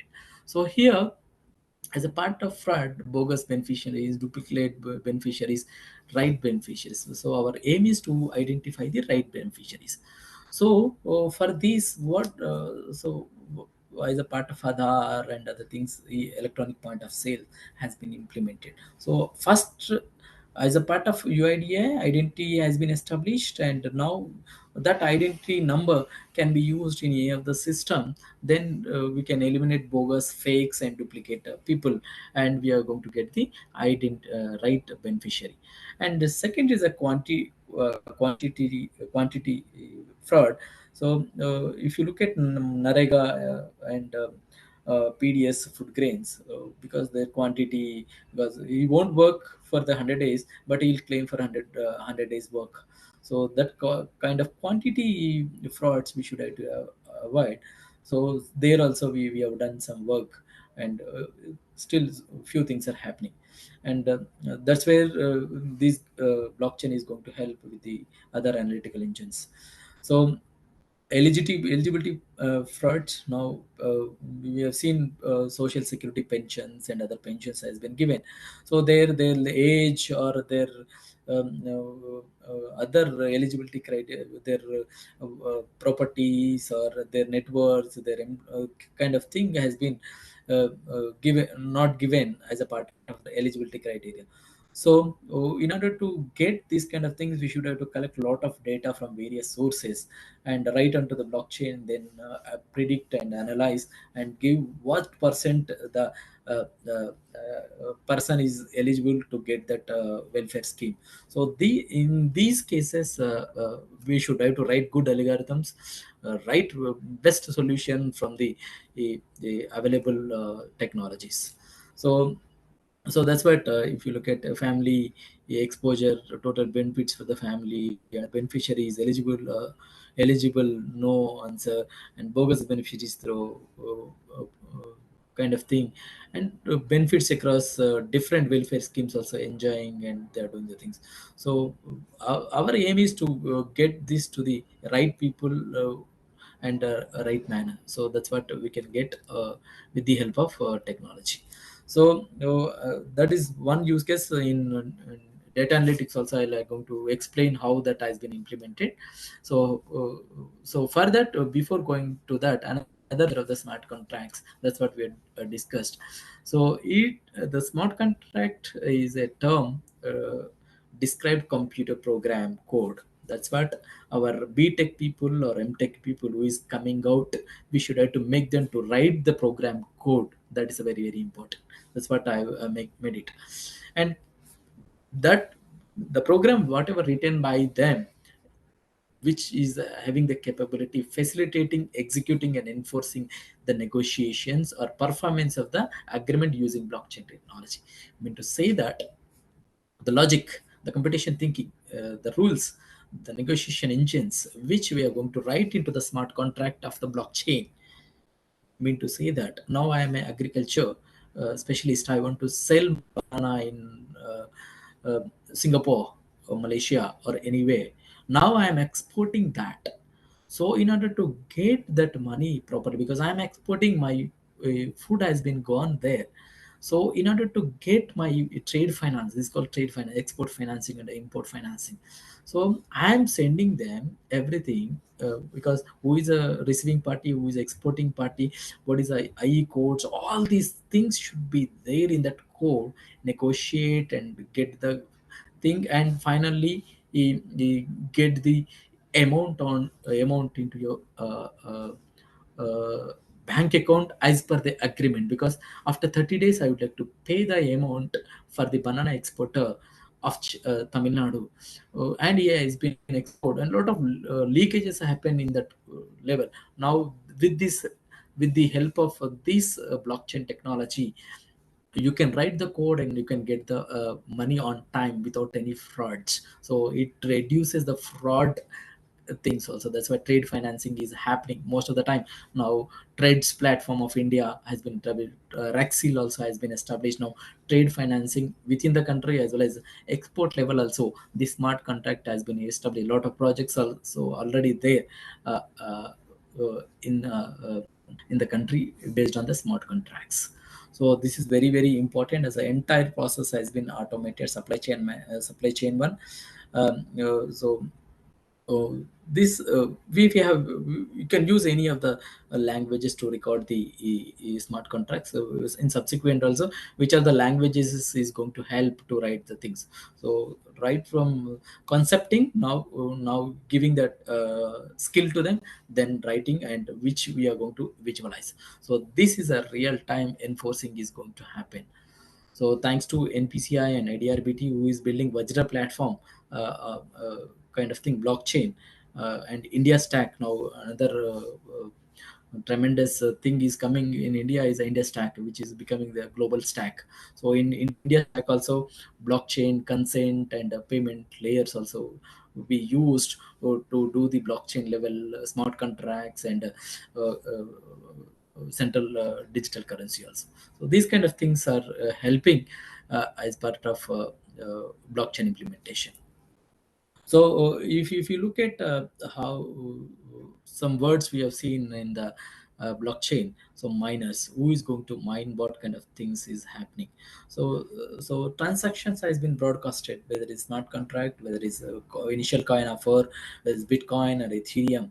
So the transactions is broadcasted to the blockchain, Bitcoin blockchain network, and the special nodes called miners who take up this transaction from the pool of unconfirmed transaction. That's what I showed here, unconfirmed transactions.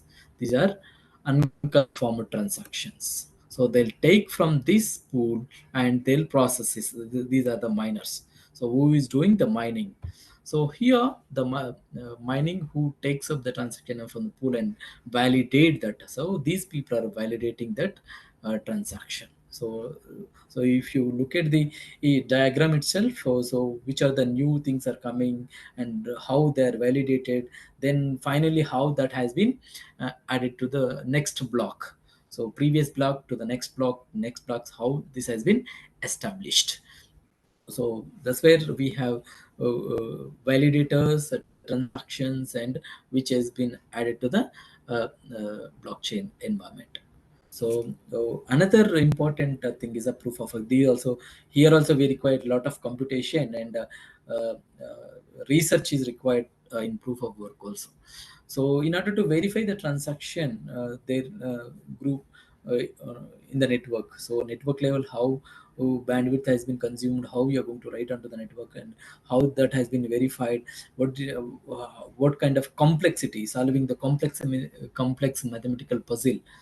So in order to verify the transaction, somebody has to solve the complex mathematical puzzle, so to get onto that. So whether it is calculated, whether it is some problem, so any kind of mathematical puzzle has been given to them. Here we should have to build various models, because the deep fakes, those kind of things are coming now. So in order to get this kind of thing, proof of work is very, very important, and we should have to do a lot of work on this, and broadcast to the entire network. And then that's what is happening. So every transaction has been broadcasted here. Here the transactions has been broadcasted, and who are the miners, they're taking and mining that one. So they're validating the transaction and giving to them. So that's what this time is there now, sir. Yes, sir. Yes, sir. Yes, sir. Yes, sir. Time is there. Yeah. So after blockchain, I'll take 5 minutes break. Then we'll go to the data analytics. Second part is also right. So, yes, sir. Yes, sir. Yes, sir. Please go ahead, sir. No issues, sir. Yeah.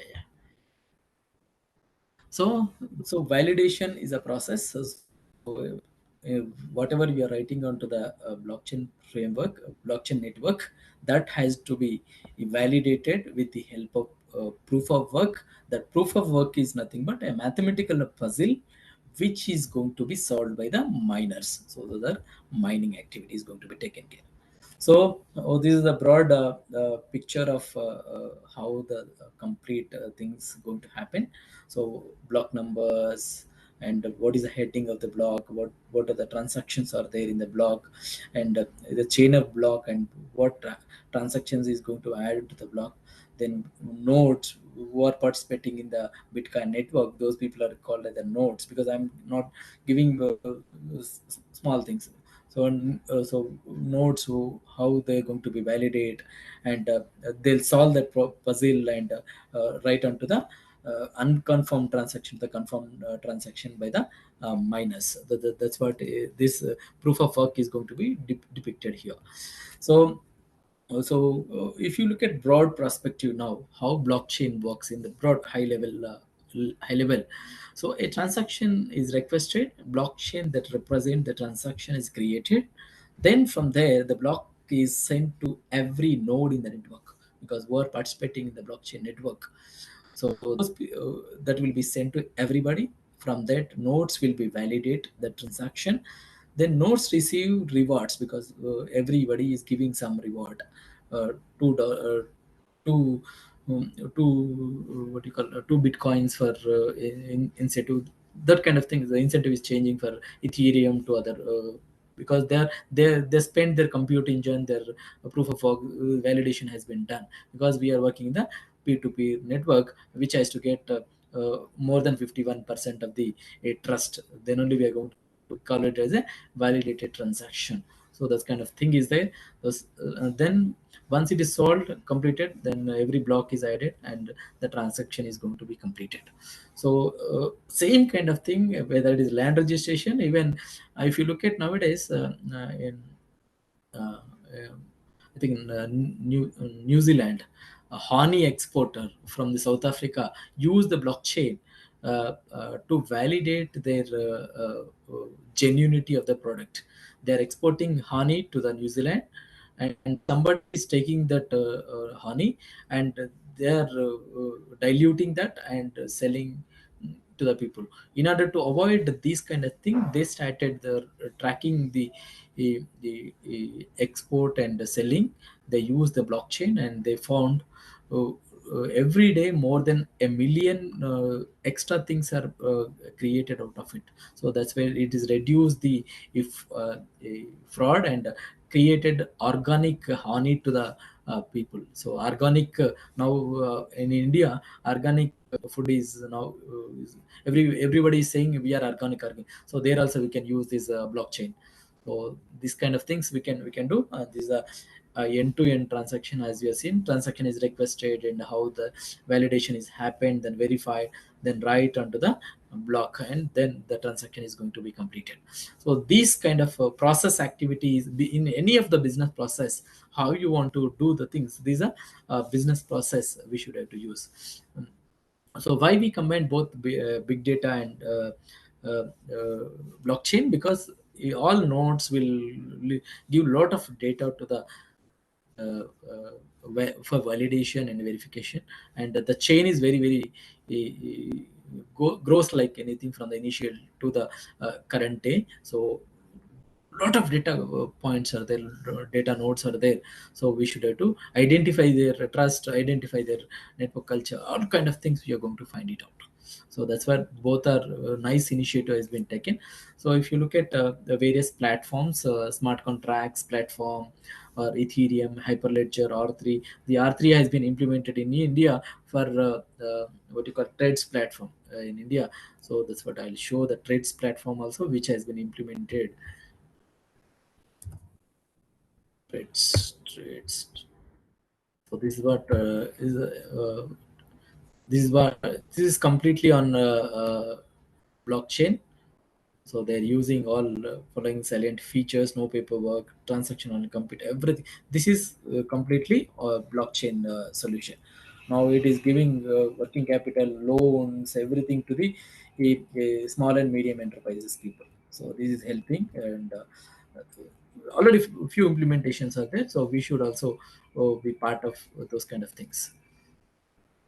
So this is a few real-time what has been implemented as a part of R3 implementation one.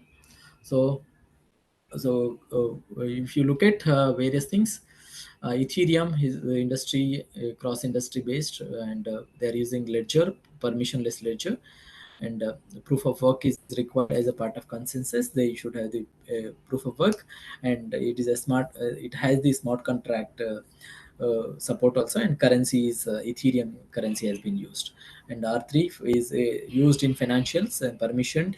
Pluggable code can be used. These pluggable code we should have the lot of research. And quorum and majority voting, they are using consensus as a majority of the voting. So everybody is using their own algorithm for that. It is a pluggable code here, and here majority, and here probabilistic voting. So Ripple is using that permission probabilistic voting. So these kind of smart contracts has been implemented for the blockchain. So now I am coming to the these are the industry level how the things are happening. So now we'll go for the research oriented things. So as a part of as we discussed in the previous slides, Merkle tree and asymmetric encryption. So here, so if you look at all these things are happening. So inside this is a high level, anybody sees on the uh, uh, web layer or API layer, they're able to see this one. But inside that, the research level, this is a very, very important. So Merkle tree allows every node on the network to verify individual transactions, because I should have to prove myself, trust, to build the trust, without having to download and validate the entire block, because entire block is very, very big. So instead of that, the Merkle tree is helping to get that kind of hashing. So especially if you look at the block, any blockchain block is having two parts. One is block header, another one is transaction related things. So transaction things are there, previous hash header is there, fine, but how I am going to make that chain? So the Merkle tree has hash of A, of hash of B, of hash of C. So that kind of thing along with the transactions, because transaction is there, because if you look at the bottom, the transaction A has been created, and which has a hash. Then transaction B is there, the hash has been written, hash p has been written onto hash p. Then like this, every is there. Now on top of it, one more has been created, or one more transaction has been created, one more hash has been built. So like that, everything hashed, every transaction has been hashed, um, to verify in the network, and to validate that one, we are using the Merkle root. So that Merkle root is helping to validate the entire block. Instead of going to the first block, it is going to hash every block and write into the Merkle tree. So you can use C, C++, C sharp, whatever you want to use, you can use and write these kind of algorithms to validate the entire block instead of downloading the things. That's where the memory kind of things is going to come into the picture.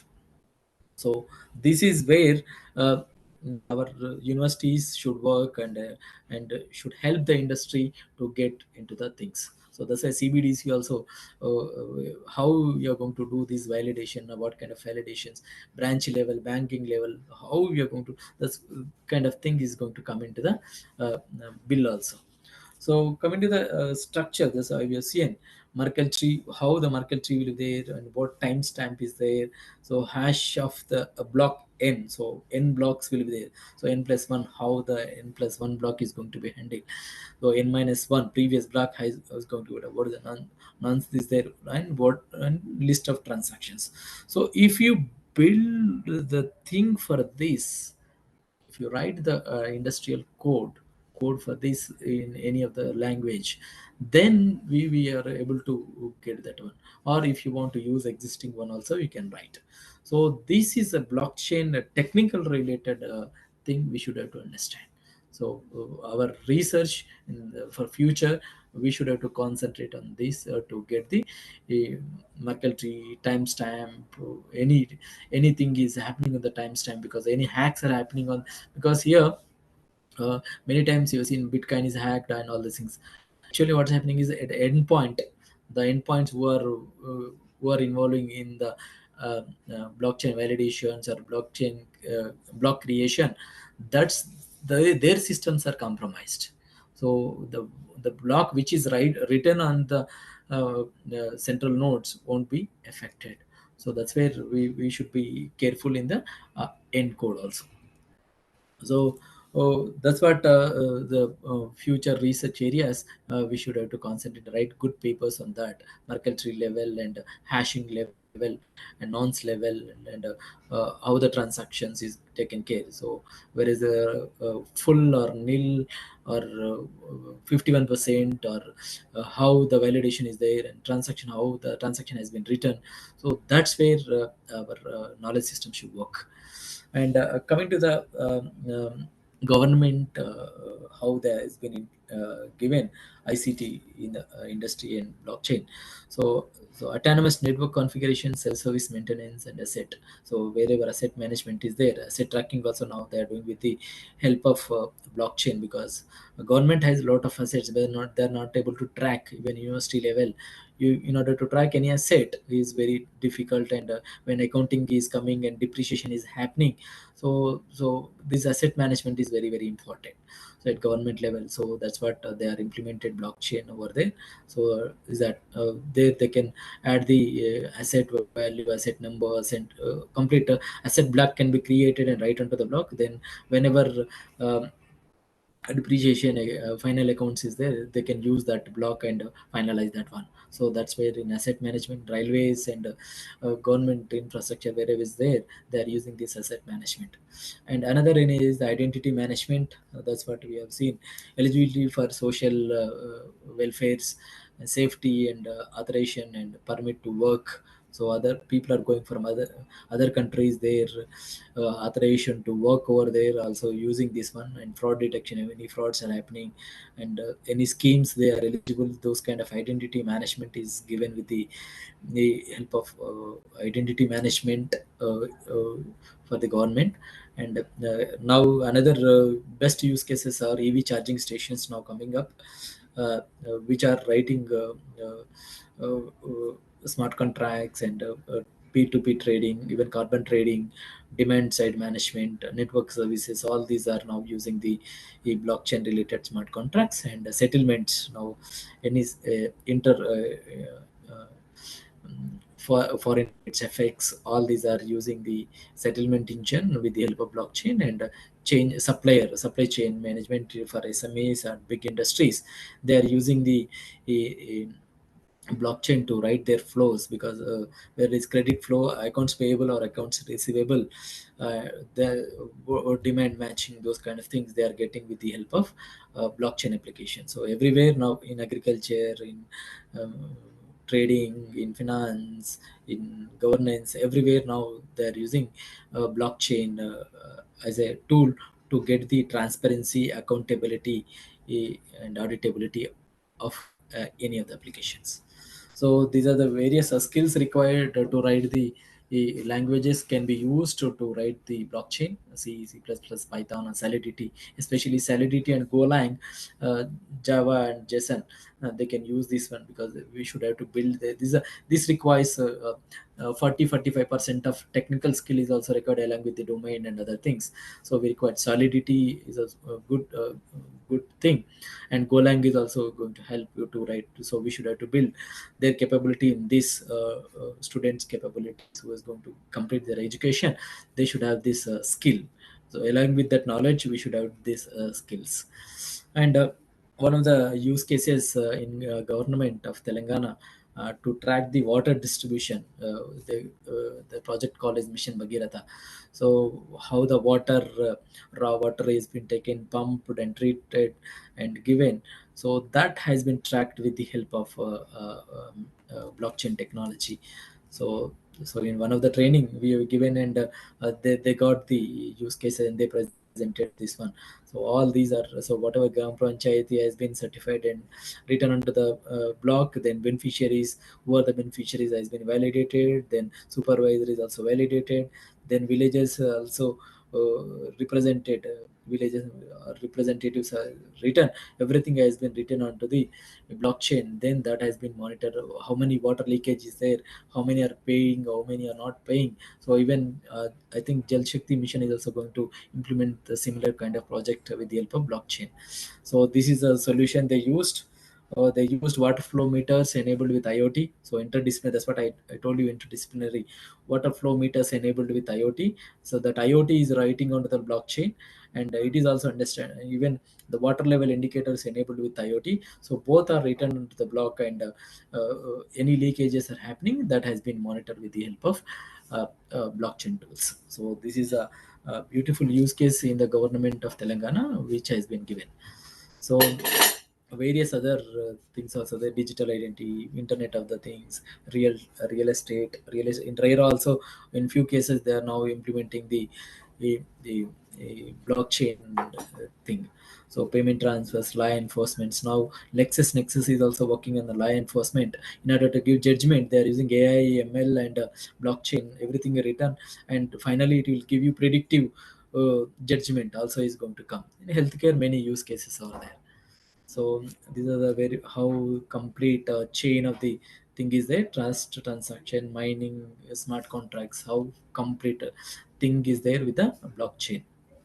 So these are other areas. Voting also now in one of the state, one voting system is also using now blockchain based voting system in other started. So they are doing a lot of research in this place also. We required research level things, uh, title records, and debt financing, private markets, equities, and escrow, especially escrow related things also. We should have some research area is required. So that's what in digital currency we have e-commerce, global payments. So these are the areas we can have, especially in the microfinance. A lot of people are suffering with the microfinance, how the lending rates and repayments has been monitored. So that's where digital currency is going to play a major role over there. So this is about complete blockchain things, right from the, as we discussed, government research, academic, and next level professionals related things. Thank you, and we will take break for 5 minutes. Then we'll resume to the big data analytics. Is that fine, sir? Okay, sir. Yes, sir. Yes, sir. You can take 5 minutes off, right? Actually, we can have the interaction, sir, with the audience. You can have interaction. I'll You give you can close. once big data is done, then I'll give that. Okay, sir. Okay, sir. You can close session by 1:30, sir. Yeah, fine, definitely. Okay, sir. Okay, sir. Okay.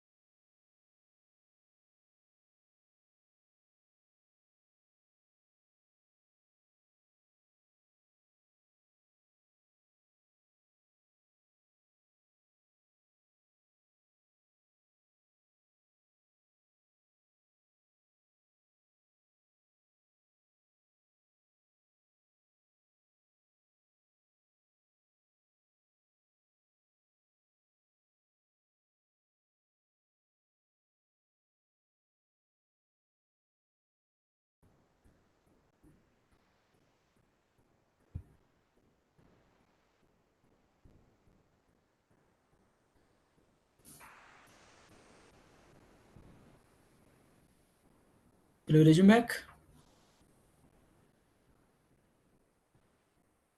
Yes, sir. Yes, sir. Yes, sir. You can resume, sir. Yeah. So coming to the big data, as we started the terms, say similar to blockchain, big data, it's too large and too complex to deal with. Simple. So earlier we have RDBMS with 32 principles and all the things, but which is limited capability because of that features and kind of things. So how you are going to make the too large and too complex databases, data's going to be handled, because earlier we have limited IT implementations, but now everywhere we are getting the things. And in addition to that, we should have the insights and decision making, and process of automation is also required, because we have volumes of data, velocity of data, and variety of data is there, data sets also there. So how we are going to effectively do these kind of things with the help of big data. So if you look at in a minute, these many things happening, I think you all can also get the things. 2 million views and 1.6 USD millions has been sent on e-commerce. Swipes 2 million and one. So emails has been sent. 500 hours of content has been uploaded onto the YouTube, messages and TikToks, and all these data is there.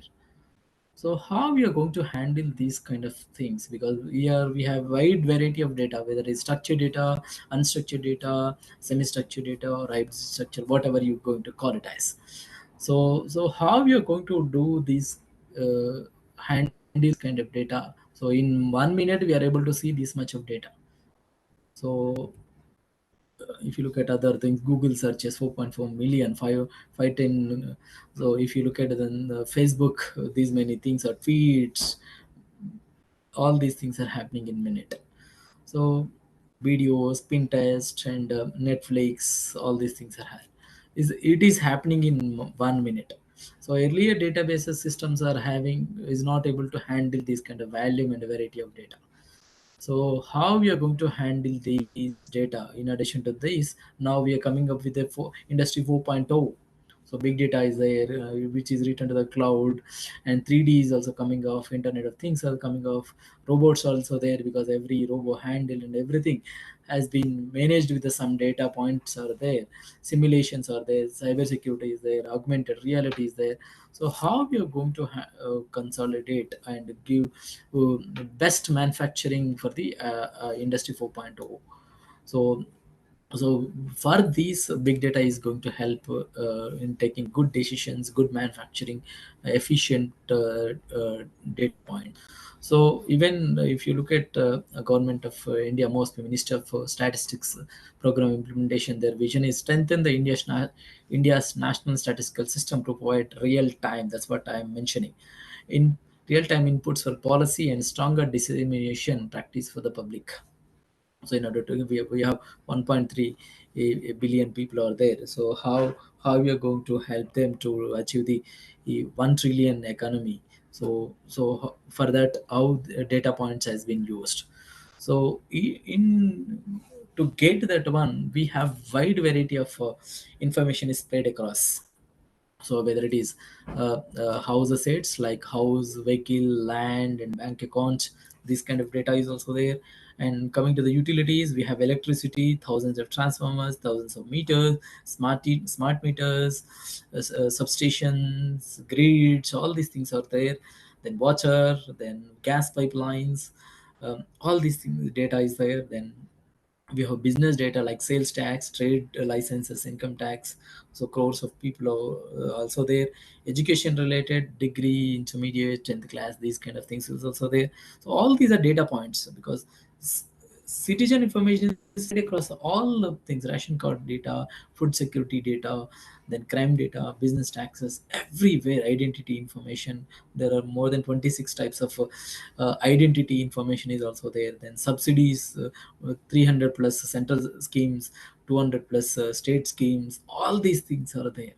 So if you make these other databases, all databases talk to each other to get the good information. So imagine how much data is there in each thing. If you look at house only, we have house, number of houses across India, vehicles, land, how much land has one person. All this kind of data is there. So millions of records is there. TBs of data is also there. So in order to understand that big data, how you're going to collect the data, how you're going to cleanse the data, how you're going to represent and visualize the data, and to take the policy decisions, this is very important. So that's where how this big data is going to help in analyzing the things and getting the good decisions. So to get the single source of truth from the various things, so there is an opportunity is there, there's a challenges to get the consolidated view of all this data. So we have most of the data in electronic form nowadays. So now many databases has been created and available in the electronic form. Now data is there, but every data is there in silos. So if you look at all these datas all are there, but in silos. So how you're going to make integrated approach of it, or how you're going to get the data with the API pipe, or whatever pipe you want to get as to get the integrated approach of the data. So from that, how you're going to get the name, address, or whatever, and their IDs, because IDs, some name is there, Srinivas Bhoosarapu, Srinivas B. So like lot of variation, probable variations will be there. So how we are going to get the probable right one? So many people are there, the same person has different ways, and different persons are same. So how we are going to get the common one, and how we are going to get the single source of view, and which is given from various data sources and consolidated into one. So in that way, this big data is going to help those cases. So I'll go and explain in one of the case study in Madhya Pradesh. So they started the Samagra Samajik Suraksha mission. So they've taken all these various schemes and their eligibility, as we started in the blockchain also, how we are going to identify the right beneficiary for the welfare schemes. So various welfare programs and eligibility is there. So their eligibility related points, as we discussed in the audit also, what are the criteria? So each statement become the tech point now. So common integrated digital platform for the governance has been established. Now the functionaries of the platforms, various online monitoring, proactive governance, data analytics, doorstep delivery, real-time information, everything has been put onto the common integrated digital platform. All these data sources has came over there. So whenever somebody is applying for the grant entitlement based on the platform outfit, because whenever somebody is approached for some scheme, so they can verify on the central platform, and whether is eligible or not. So that kind of thing we can achieve with the help of uh, uh, data collected from the various sources. So another case in Andhra Pradesh, Smart Pulse survey, real-time governments. They are using real-time governments. So if you look at, there are enumerated data submitted in 45 days, and these total exceptions pushed. You can see that how many exceptions has been pushed. So 1.4 million exceptions has been pushed over there, and so how many are logged in, how many are validating that, and how the KYC has been done, because now central CKYC also came into the picture. They are also validating. So like this, you can get real-time data, and you can do lot of things with the help of big data analytic platform. So now these are the few cases which have implemented. Now how we are going to uh, implement, or how we are going to understand in knowledge perspective, then we'll go for the research perspective. So here key performance metrics are high precision, the positive matching, because my algorithm, now knowledge system is coming with a high positive matching, probability of matching, never miss the right match. So that kind of thing we should have to build in our algorithm based on the 100 million records, because whatever is there, so we should have to get the 100 million records onto my DB. So whatever algorithm I have written, so that algorithm has to be matched with the positive thing. So minimum false positive, because we should have to get less positive false positive. Quick response, I should have to get the quick response 2 to 3 seconds on the 1 crore records, so that is to be there. And ability to rank output, because whatever output I got, because names will be different, their professions will be different, their IDs are different, locations are different, all data points has to be taken, then give the ranking based on that. So that kind of ranking mechanism should be there in our algorithmic solutions. Then dynamic rules, so we should have to get the different rule engines from the acts and rules, governance kind of thing, and combine, finalize, and give the add the dynamic rules as and when it is changing. So next is the handling variations, because exceptions will be there. How we're going to handle that variations kind of thing. There also knowledge related gap is there. Now we should have to build that one. So coming to the technology part, what kind of technology is are used. Big data analysis techniques has been used. Entity resolution is another tool has been used. Then GraphDB, which is going to establish relationship, discover, and network, because this person is having this kind of relationship can be established the GraphDB. And machine learning and AI powered image recognition, because once he given old photos, various photos also has been given, so that kind of AI image processing is going to help, and finally analyze the right beneficiaries for any of the schemes. So this kind of multi technology stacks, big data, ER, and GraphDB, machine learning, and AI has been used. So this industry perspective, how the industry has been helping in putting the stack, the various data sources. So transactional whether data analysis and processing, data lakes were being created, then data houses and modeling with Spark and Poseidon, Scala, MQ also is going to be used, MySQL and Hadoop, Neo. So these are the various data warehouses and modeling has been used for this project. And visualization and consumption of iText and Spring Click, these are the technology we should have to give to the next generation. They should be comfortable with the one full stack, or some of the stacks among this should be given to get into the big data platforms to find the best of the solutions. So going in deep into the architecture level, we have the various sources of data, whether it is birth data, UAD data, or vehicle data. All the data sources are various data sources are there. That's what wide variety value, 3Vs, somebody calling 3Vs, 4Vs, 5Vs, whatever you can call it as. You can call various data sources, we are going to get it. And their dimensionality is also different, because they have their own properties, and that has been taken to the mold is a ESB, enterprise service bus, which is going to be used as an integration tool and getting into the ESB1. Then once we got it, how we are going to have security and those kind of decrypted and data cleansing and standardization of that, convert into JSONs and data encryption and insert Cassandra in encrypted form. So we are using Scala, HDFS, and Spark. So Hadoop cluster has been created, HDFS, and that's going to be a security layer has been given for the data encrypted, and decryption and encryption has been taking place. Now once I got the data lakes and clusters, then what I'm doing is I'm doing the clusters, because in order to get the fast response, I should be make it into the map reduce. So reducing the thing with the head and tail model. So I should have to get the populated to table or configured per the instances. So I can create the instances and do the things. So once that done, now my memory entity resolution platform. This is where memory related things are required as a part of research. So matching and how it's matching, which profiling. So those kind of things is going to get from the hash functions for the encryption and stored proprietary file format.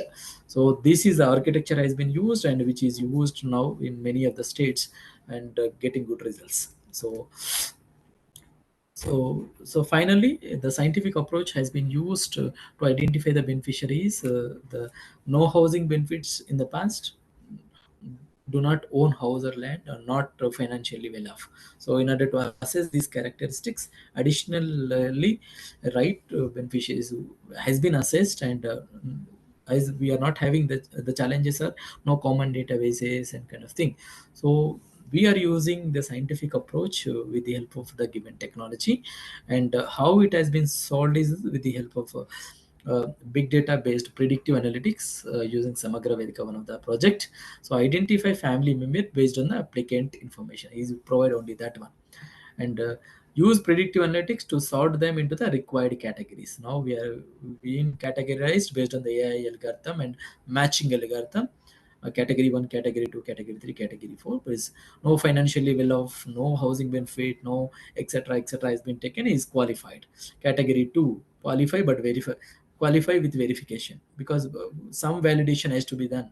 So that's why verification. So consider as low priority because he is well off, but he is not required that one. So like that you can make predictive analytics, and you write onto our blockchain with the help of data, whatever big data we have, we are going to get it. So this way we can use the big data in big way. So these are the big data approaches relied on the following data sets available in the with the government. So where there is a various data sets are there. So data provided by the applicant, any of these things if he has given, I am going to get one data set is set one left, and data sets available with the district level, electricity connection is there, water is there, house, everything we have the government. So both are matching based on that, and based on that we are giving the probable predictive thing for the assessment of the one. So also in similar way in the investment pattern also, millions of billions of data points are there, ledgers are there, data points. That's what sir is told, how we are going to identify. So to increase the investors confidence, this kind of AI based insights as a service also has been started for investment and giving loans to the small and medium enterprises. And coming to the impact, farmers related also, few things has been taken. There are 7 million farmers and 388 crops, and 16 million acres digitized land is there, and water varieties of crops are there, and 52 countries and clients are there. So big data is going to get the health of the crop, and insurance for the crop, and disbursement, then market intelligence, then export. All these kind of things can be done with the big data to assess and give the potential for them as a part of double the farmer income. So these are the standard definitions, you also very well know. So just I would like to touch upon that. So we have video data, we have text data, we have audio data. So we have structured, semi-structured structure is there. So image data is there, video data is there, text data, sensor data, location data, every data is there. So ingest the data and process and blend and prepare the data, and use machine learning algorithms and take action based on that. So that kind of things we can perform with the help of volumes of data, which can be come in any of the formats using our cloud platform. Those now fortunately we have cloud also now, which is helping in consuming process engines and transaction engines. So in few areas like sustainable development goals also, in few goals big data is going to help and getting the things. So as a part of that, cattle buffalo population in Telangana, we have been assessed how to increase the milking from the thing. So how many cattle are there, buffaloes are there, how what kind of veterinary things we can give to them. So those kind of things also we can assess as a part of sustainable development goals. So even sheep and goats, their health monitoring is also happening, so with the getting the data and doing the things. So these are the approach we are used. So we are going to get data from various data sources, census data, web data, etc, then extract the data, then integration into the platforms, whatever platform you have, and computing, data management, and data mining, and finally visualization. Then we are going to get online shopping, smarts, and whatever they want to do. Then that is going to help on getting the policy and security for the data. That's what we are going to do that. So coming to the research point of view, I'm going to give another area. This is the research statements I'm putting here. So another scheme is coming called Uday scheme. So as a part of Uday scheme, government of India, I've taken this Telangana related data. So here these many metering distribution transformers are there. So see data. So from that, how much data is going to be generated as a part of how many units, how many laws, and kind of thing, and urban, rural, and unconnected houses. Then smart metering. This is another important area. Is going to come as part of end computing, edge computing. We are going to write all the data into our central platform and going to get the metering and any losses. All things going to be taken. So this is in smart metering. There is called advanced metering infrastructure is going to come up. So there we require a lot of research insights from the researchers. So advanced metering infrastructure, every state is going to implement. So that's where our blockchain, IoT, and data analytics and big data is going to help. This is one area we should have to concentrate to write good knowledge papers and systems on that. So another area is in power systems only. um, Lost revenue due to the wrong categorization of HT consumers. So there is a HT consumers, how you are going to make it, and how to reduce that kind of things. So that is also going to help to increase the revenue of the electricity. And another area is here, one of the power sector, they lose the uh, exemption of 293 crores. So as part of a policy they are not able to do. So that kind of can be identified with the help of big data analysis, and how many units, and how the generation is happening. So that kind of thing also we can do with the help of it. And improving the performance, especially if you look at this is very important. As the performance guarantee, original equipment manufacturer is in given coal and fly bottom. So here if you look at in one of the power mission, there is unburnt coal is jammed. So the performance has been already given as 1 to 1.8, but that has been not taken with any of IoT or based on that unburnt coal is there. So because of that, the last generation is 81.51 million units. So to reduce that, so we can use IoT, data analytics, big data. So every time is going to write a sensor is going to sense the how much coal is there, unburnt coal is there, coal burnt is there, what is the performance of it. Then that sensing is going to be written into the cloud. So then we can arrange the vehicles to remove the coal from that bottom, hash from that bottom. Then we can monitor the range from 2.14 to 1.2 one we can manage that, and we can reduce, and we can give solution that way. So that's where these are the few problem statements we identified and helped few departments in the electricity. So similarly environment compliance also, because CSR fund. So CSR activities, how they can do, how we can do social audit. That's what sir also pointed very well.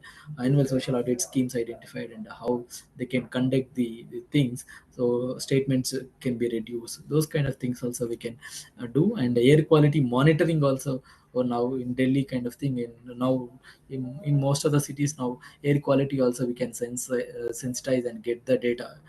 Is all our big data solutions, and get the thing right, and monitor that, and reduce and increase our thing. So these are the challenges we identified: media, storage, and census data, public data, business apps also there. So in that structured, unstructured, and low, high, and how going to used in the way. So so we should have to establish what are the best data sources, how we are going to integration of that, and how the data storage has been taken, analytical engine, and how we are going to present to the common man, policymakers, economies, everywhere, whoever want. In that way we are going to present it. So that's where we should have the right architecture for discovering the data. So this is another hybrid architecture, how we are going to use and what tools we are going to use with the structured and the semi-structured data. And these are the same one more example we have taken, and coal also how we are going to monitor, and boiler leakages also we have done. So this is the finally the IoT cloud data science and analytics, how is going to help in data streaming, transformation, data whatever data you're getting from various sources, whether it's on cloud, whether it is data lakes or data marts. Then finally predictive analytics, self-service reports, dashboards, and evaluation, how you're going to make it out with natural language processing and voice-based chatbots, and how is going to be helped. So that's where we should be in all the areas. The research potential is also there. So this is one of the port how we managed CCTV surveillances to give the big data and blockchain. Mundra port has been implemented this solution, and we have done good resolution for them. They're getting good results out of it. So these are the things implemented for port analytics. So right from the end computing main elements to the control area, how that has been monitored with the help of intelligence layer, distribution layer, technology layer. All these things has been. So this is also one of the thing has been used by Amazon. So how they are used the big data for getting the best solutions. So finally, the last but not least, I think I am on time now. So last but not least, Yes, sir. these are the potential big data research areas. The IT challenges, storages, and computational power, because the challenges requires development advanced algorithm, visualization techniques, and data streaming methodology, because the data can be streamed in continuous, discontinued, or structured, semi-structured, any other structure. Then analytical engine on top of it with AI, ML, deep DL, or any deep thing. So that's a storage, because once the storage of the big data is very very important, storage and computational power. Then algorithm design, visualization, scalability in the perspective of machine learning, graph learning, distributed data, and mathematical science like optimization, uncertainty quantification, model development, system theories. These are required. And another area is the multidisciplinary approach, the contextual problem solving. That's what I've combined the last IoT, big data, blockchain, or multidisciplinary context problem solving is very very important. So these are the scope for the future research areas, and you can do a lot of wonders as you are day in day out creating new generation and a millennial. Uh, don't do for the employment now. Now create the employers. That's what we are expecting from the central universities, academicians, and researchers. With this, I've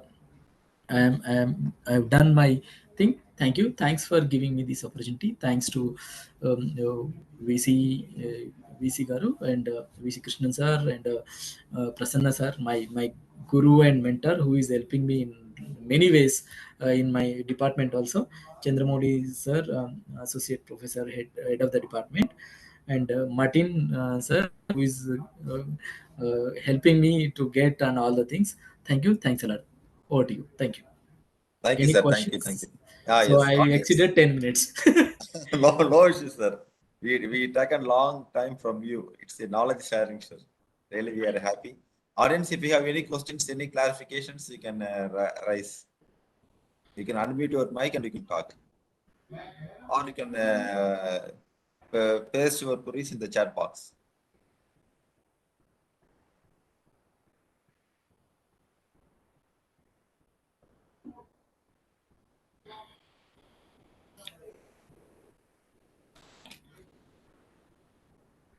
Audience.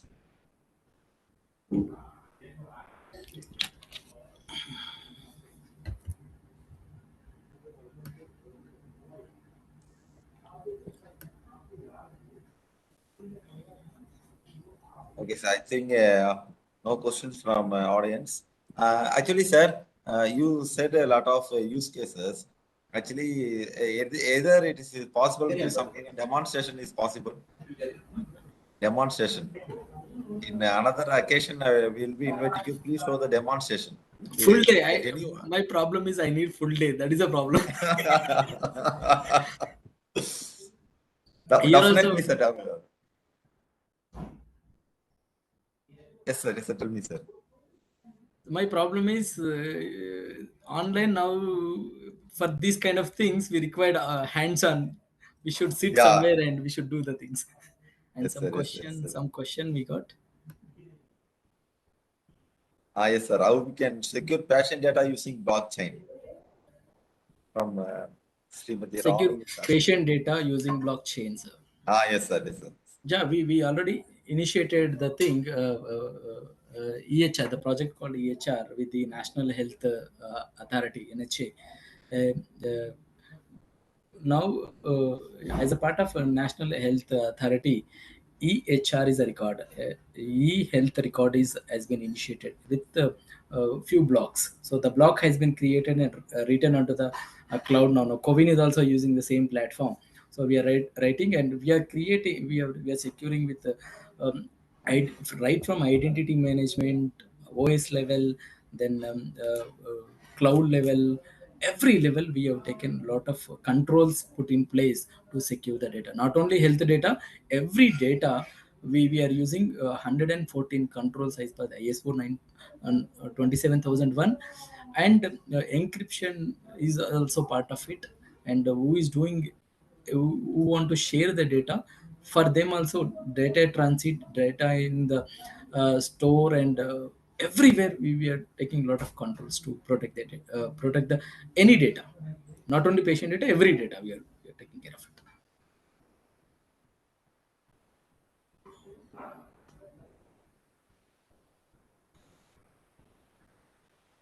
Any other questions from audience?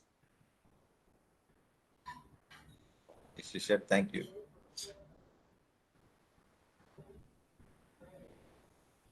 Really, very much thank you, sir. We have enjoyed a lot with your session. You not only given the broad aspects of blockchain, also you given the use cases, how that has been applied, what is the result now in the agriculture field, in the buffalo, in different areas you touched. So it is really very useful for us, for the researchers and all the faculties. Once again, on behalf of the organizing committee, we thanking you for giving this wonderful presentation. Thank you, sir. Thank you. Thank you, sir. Thank you. Participants, for your kind information. So 2:30, we are starting next session by 2:30. Instead of 2:15, we are starting the next session by 2:30. Kindly join with us. Thank you very much.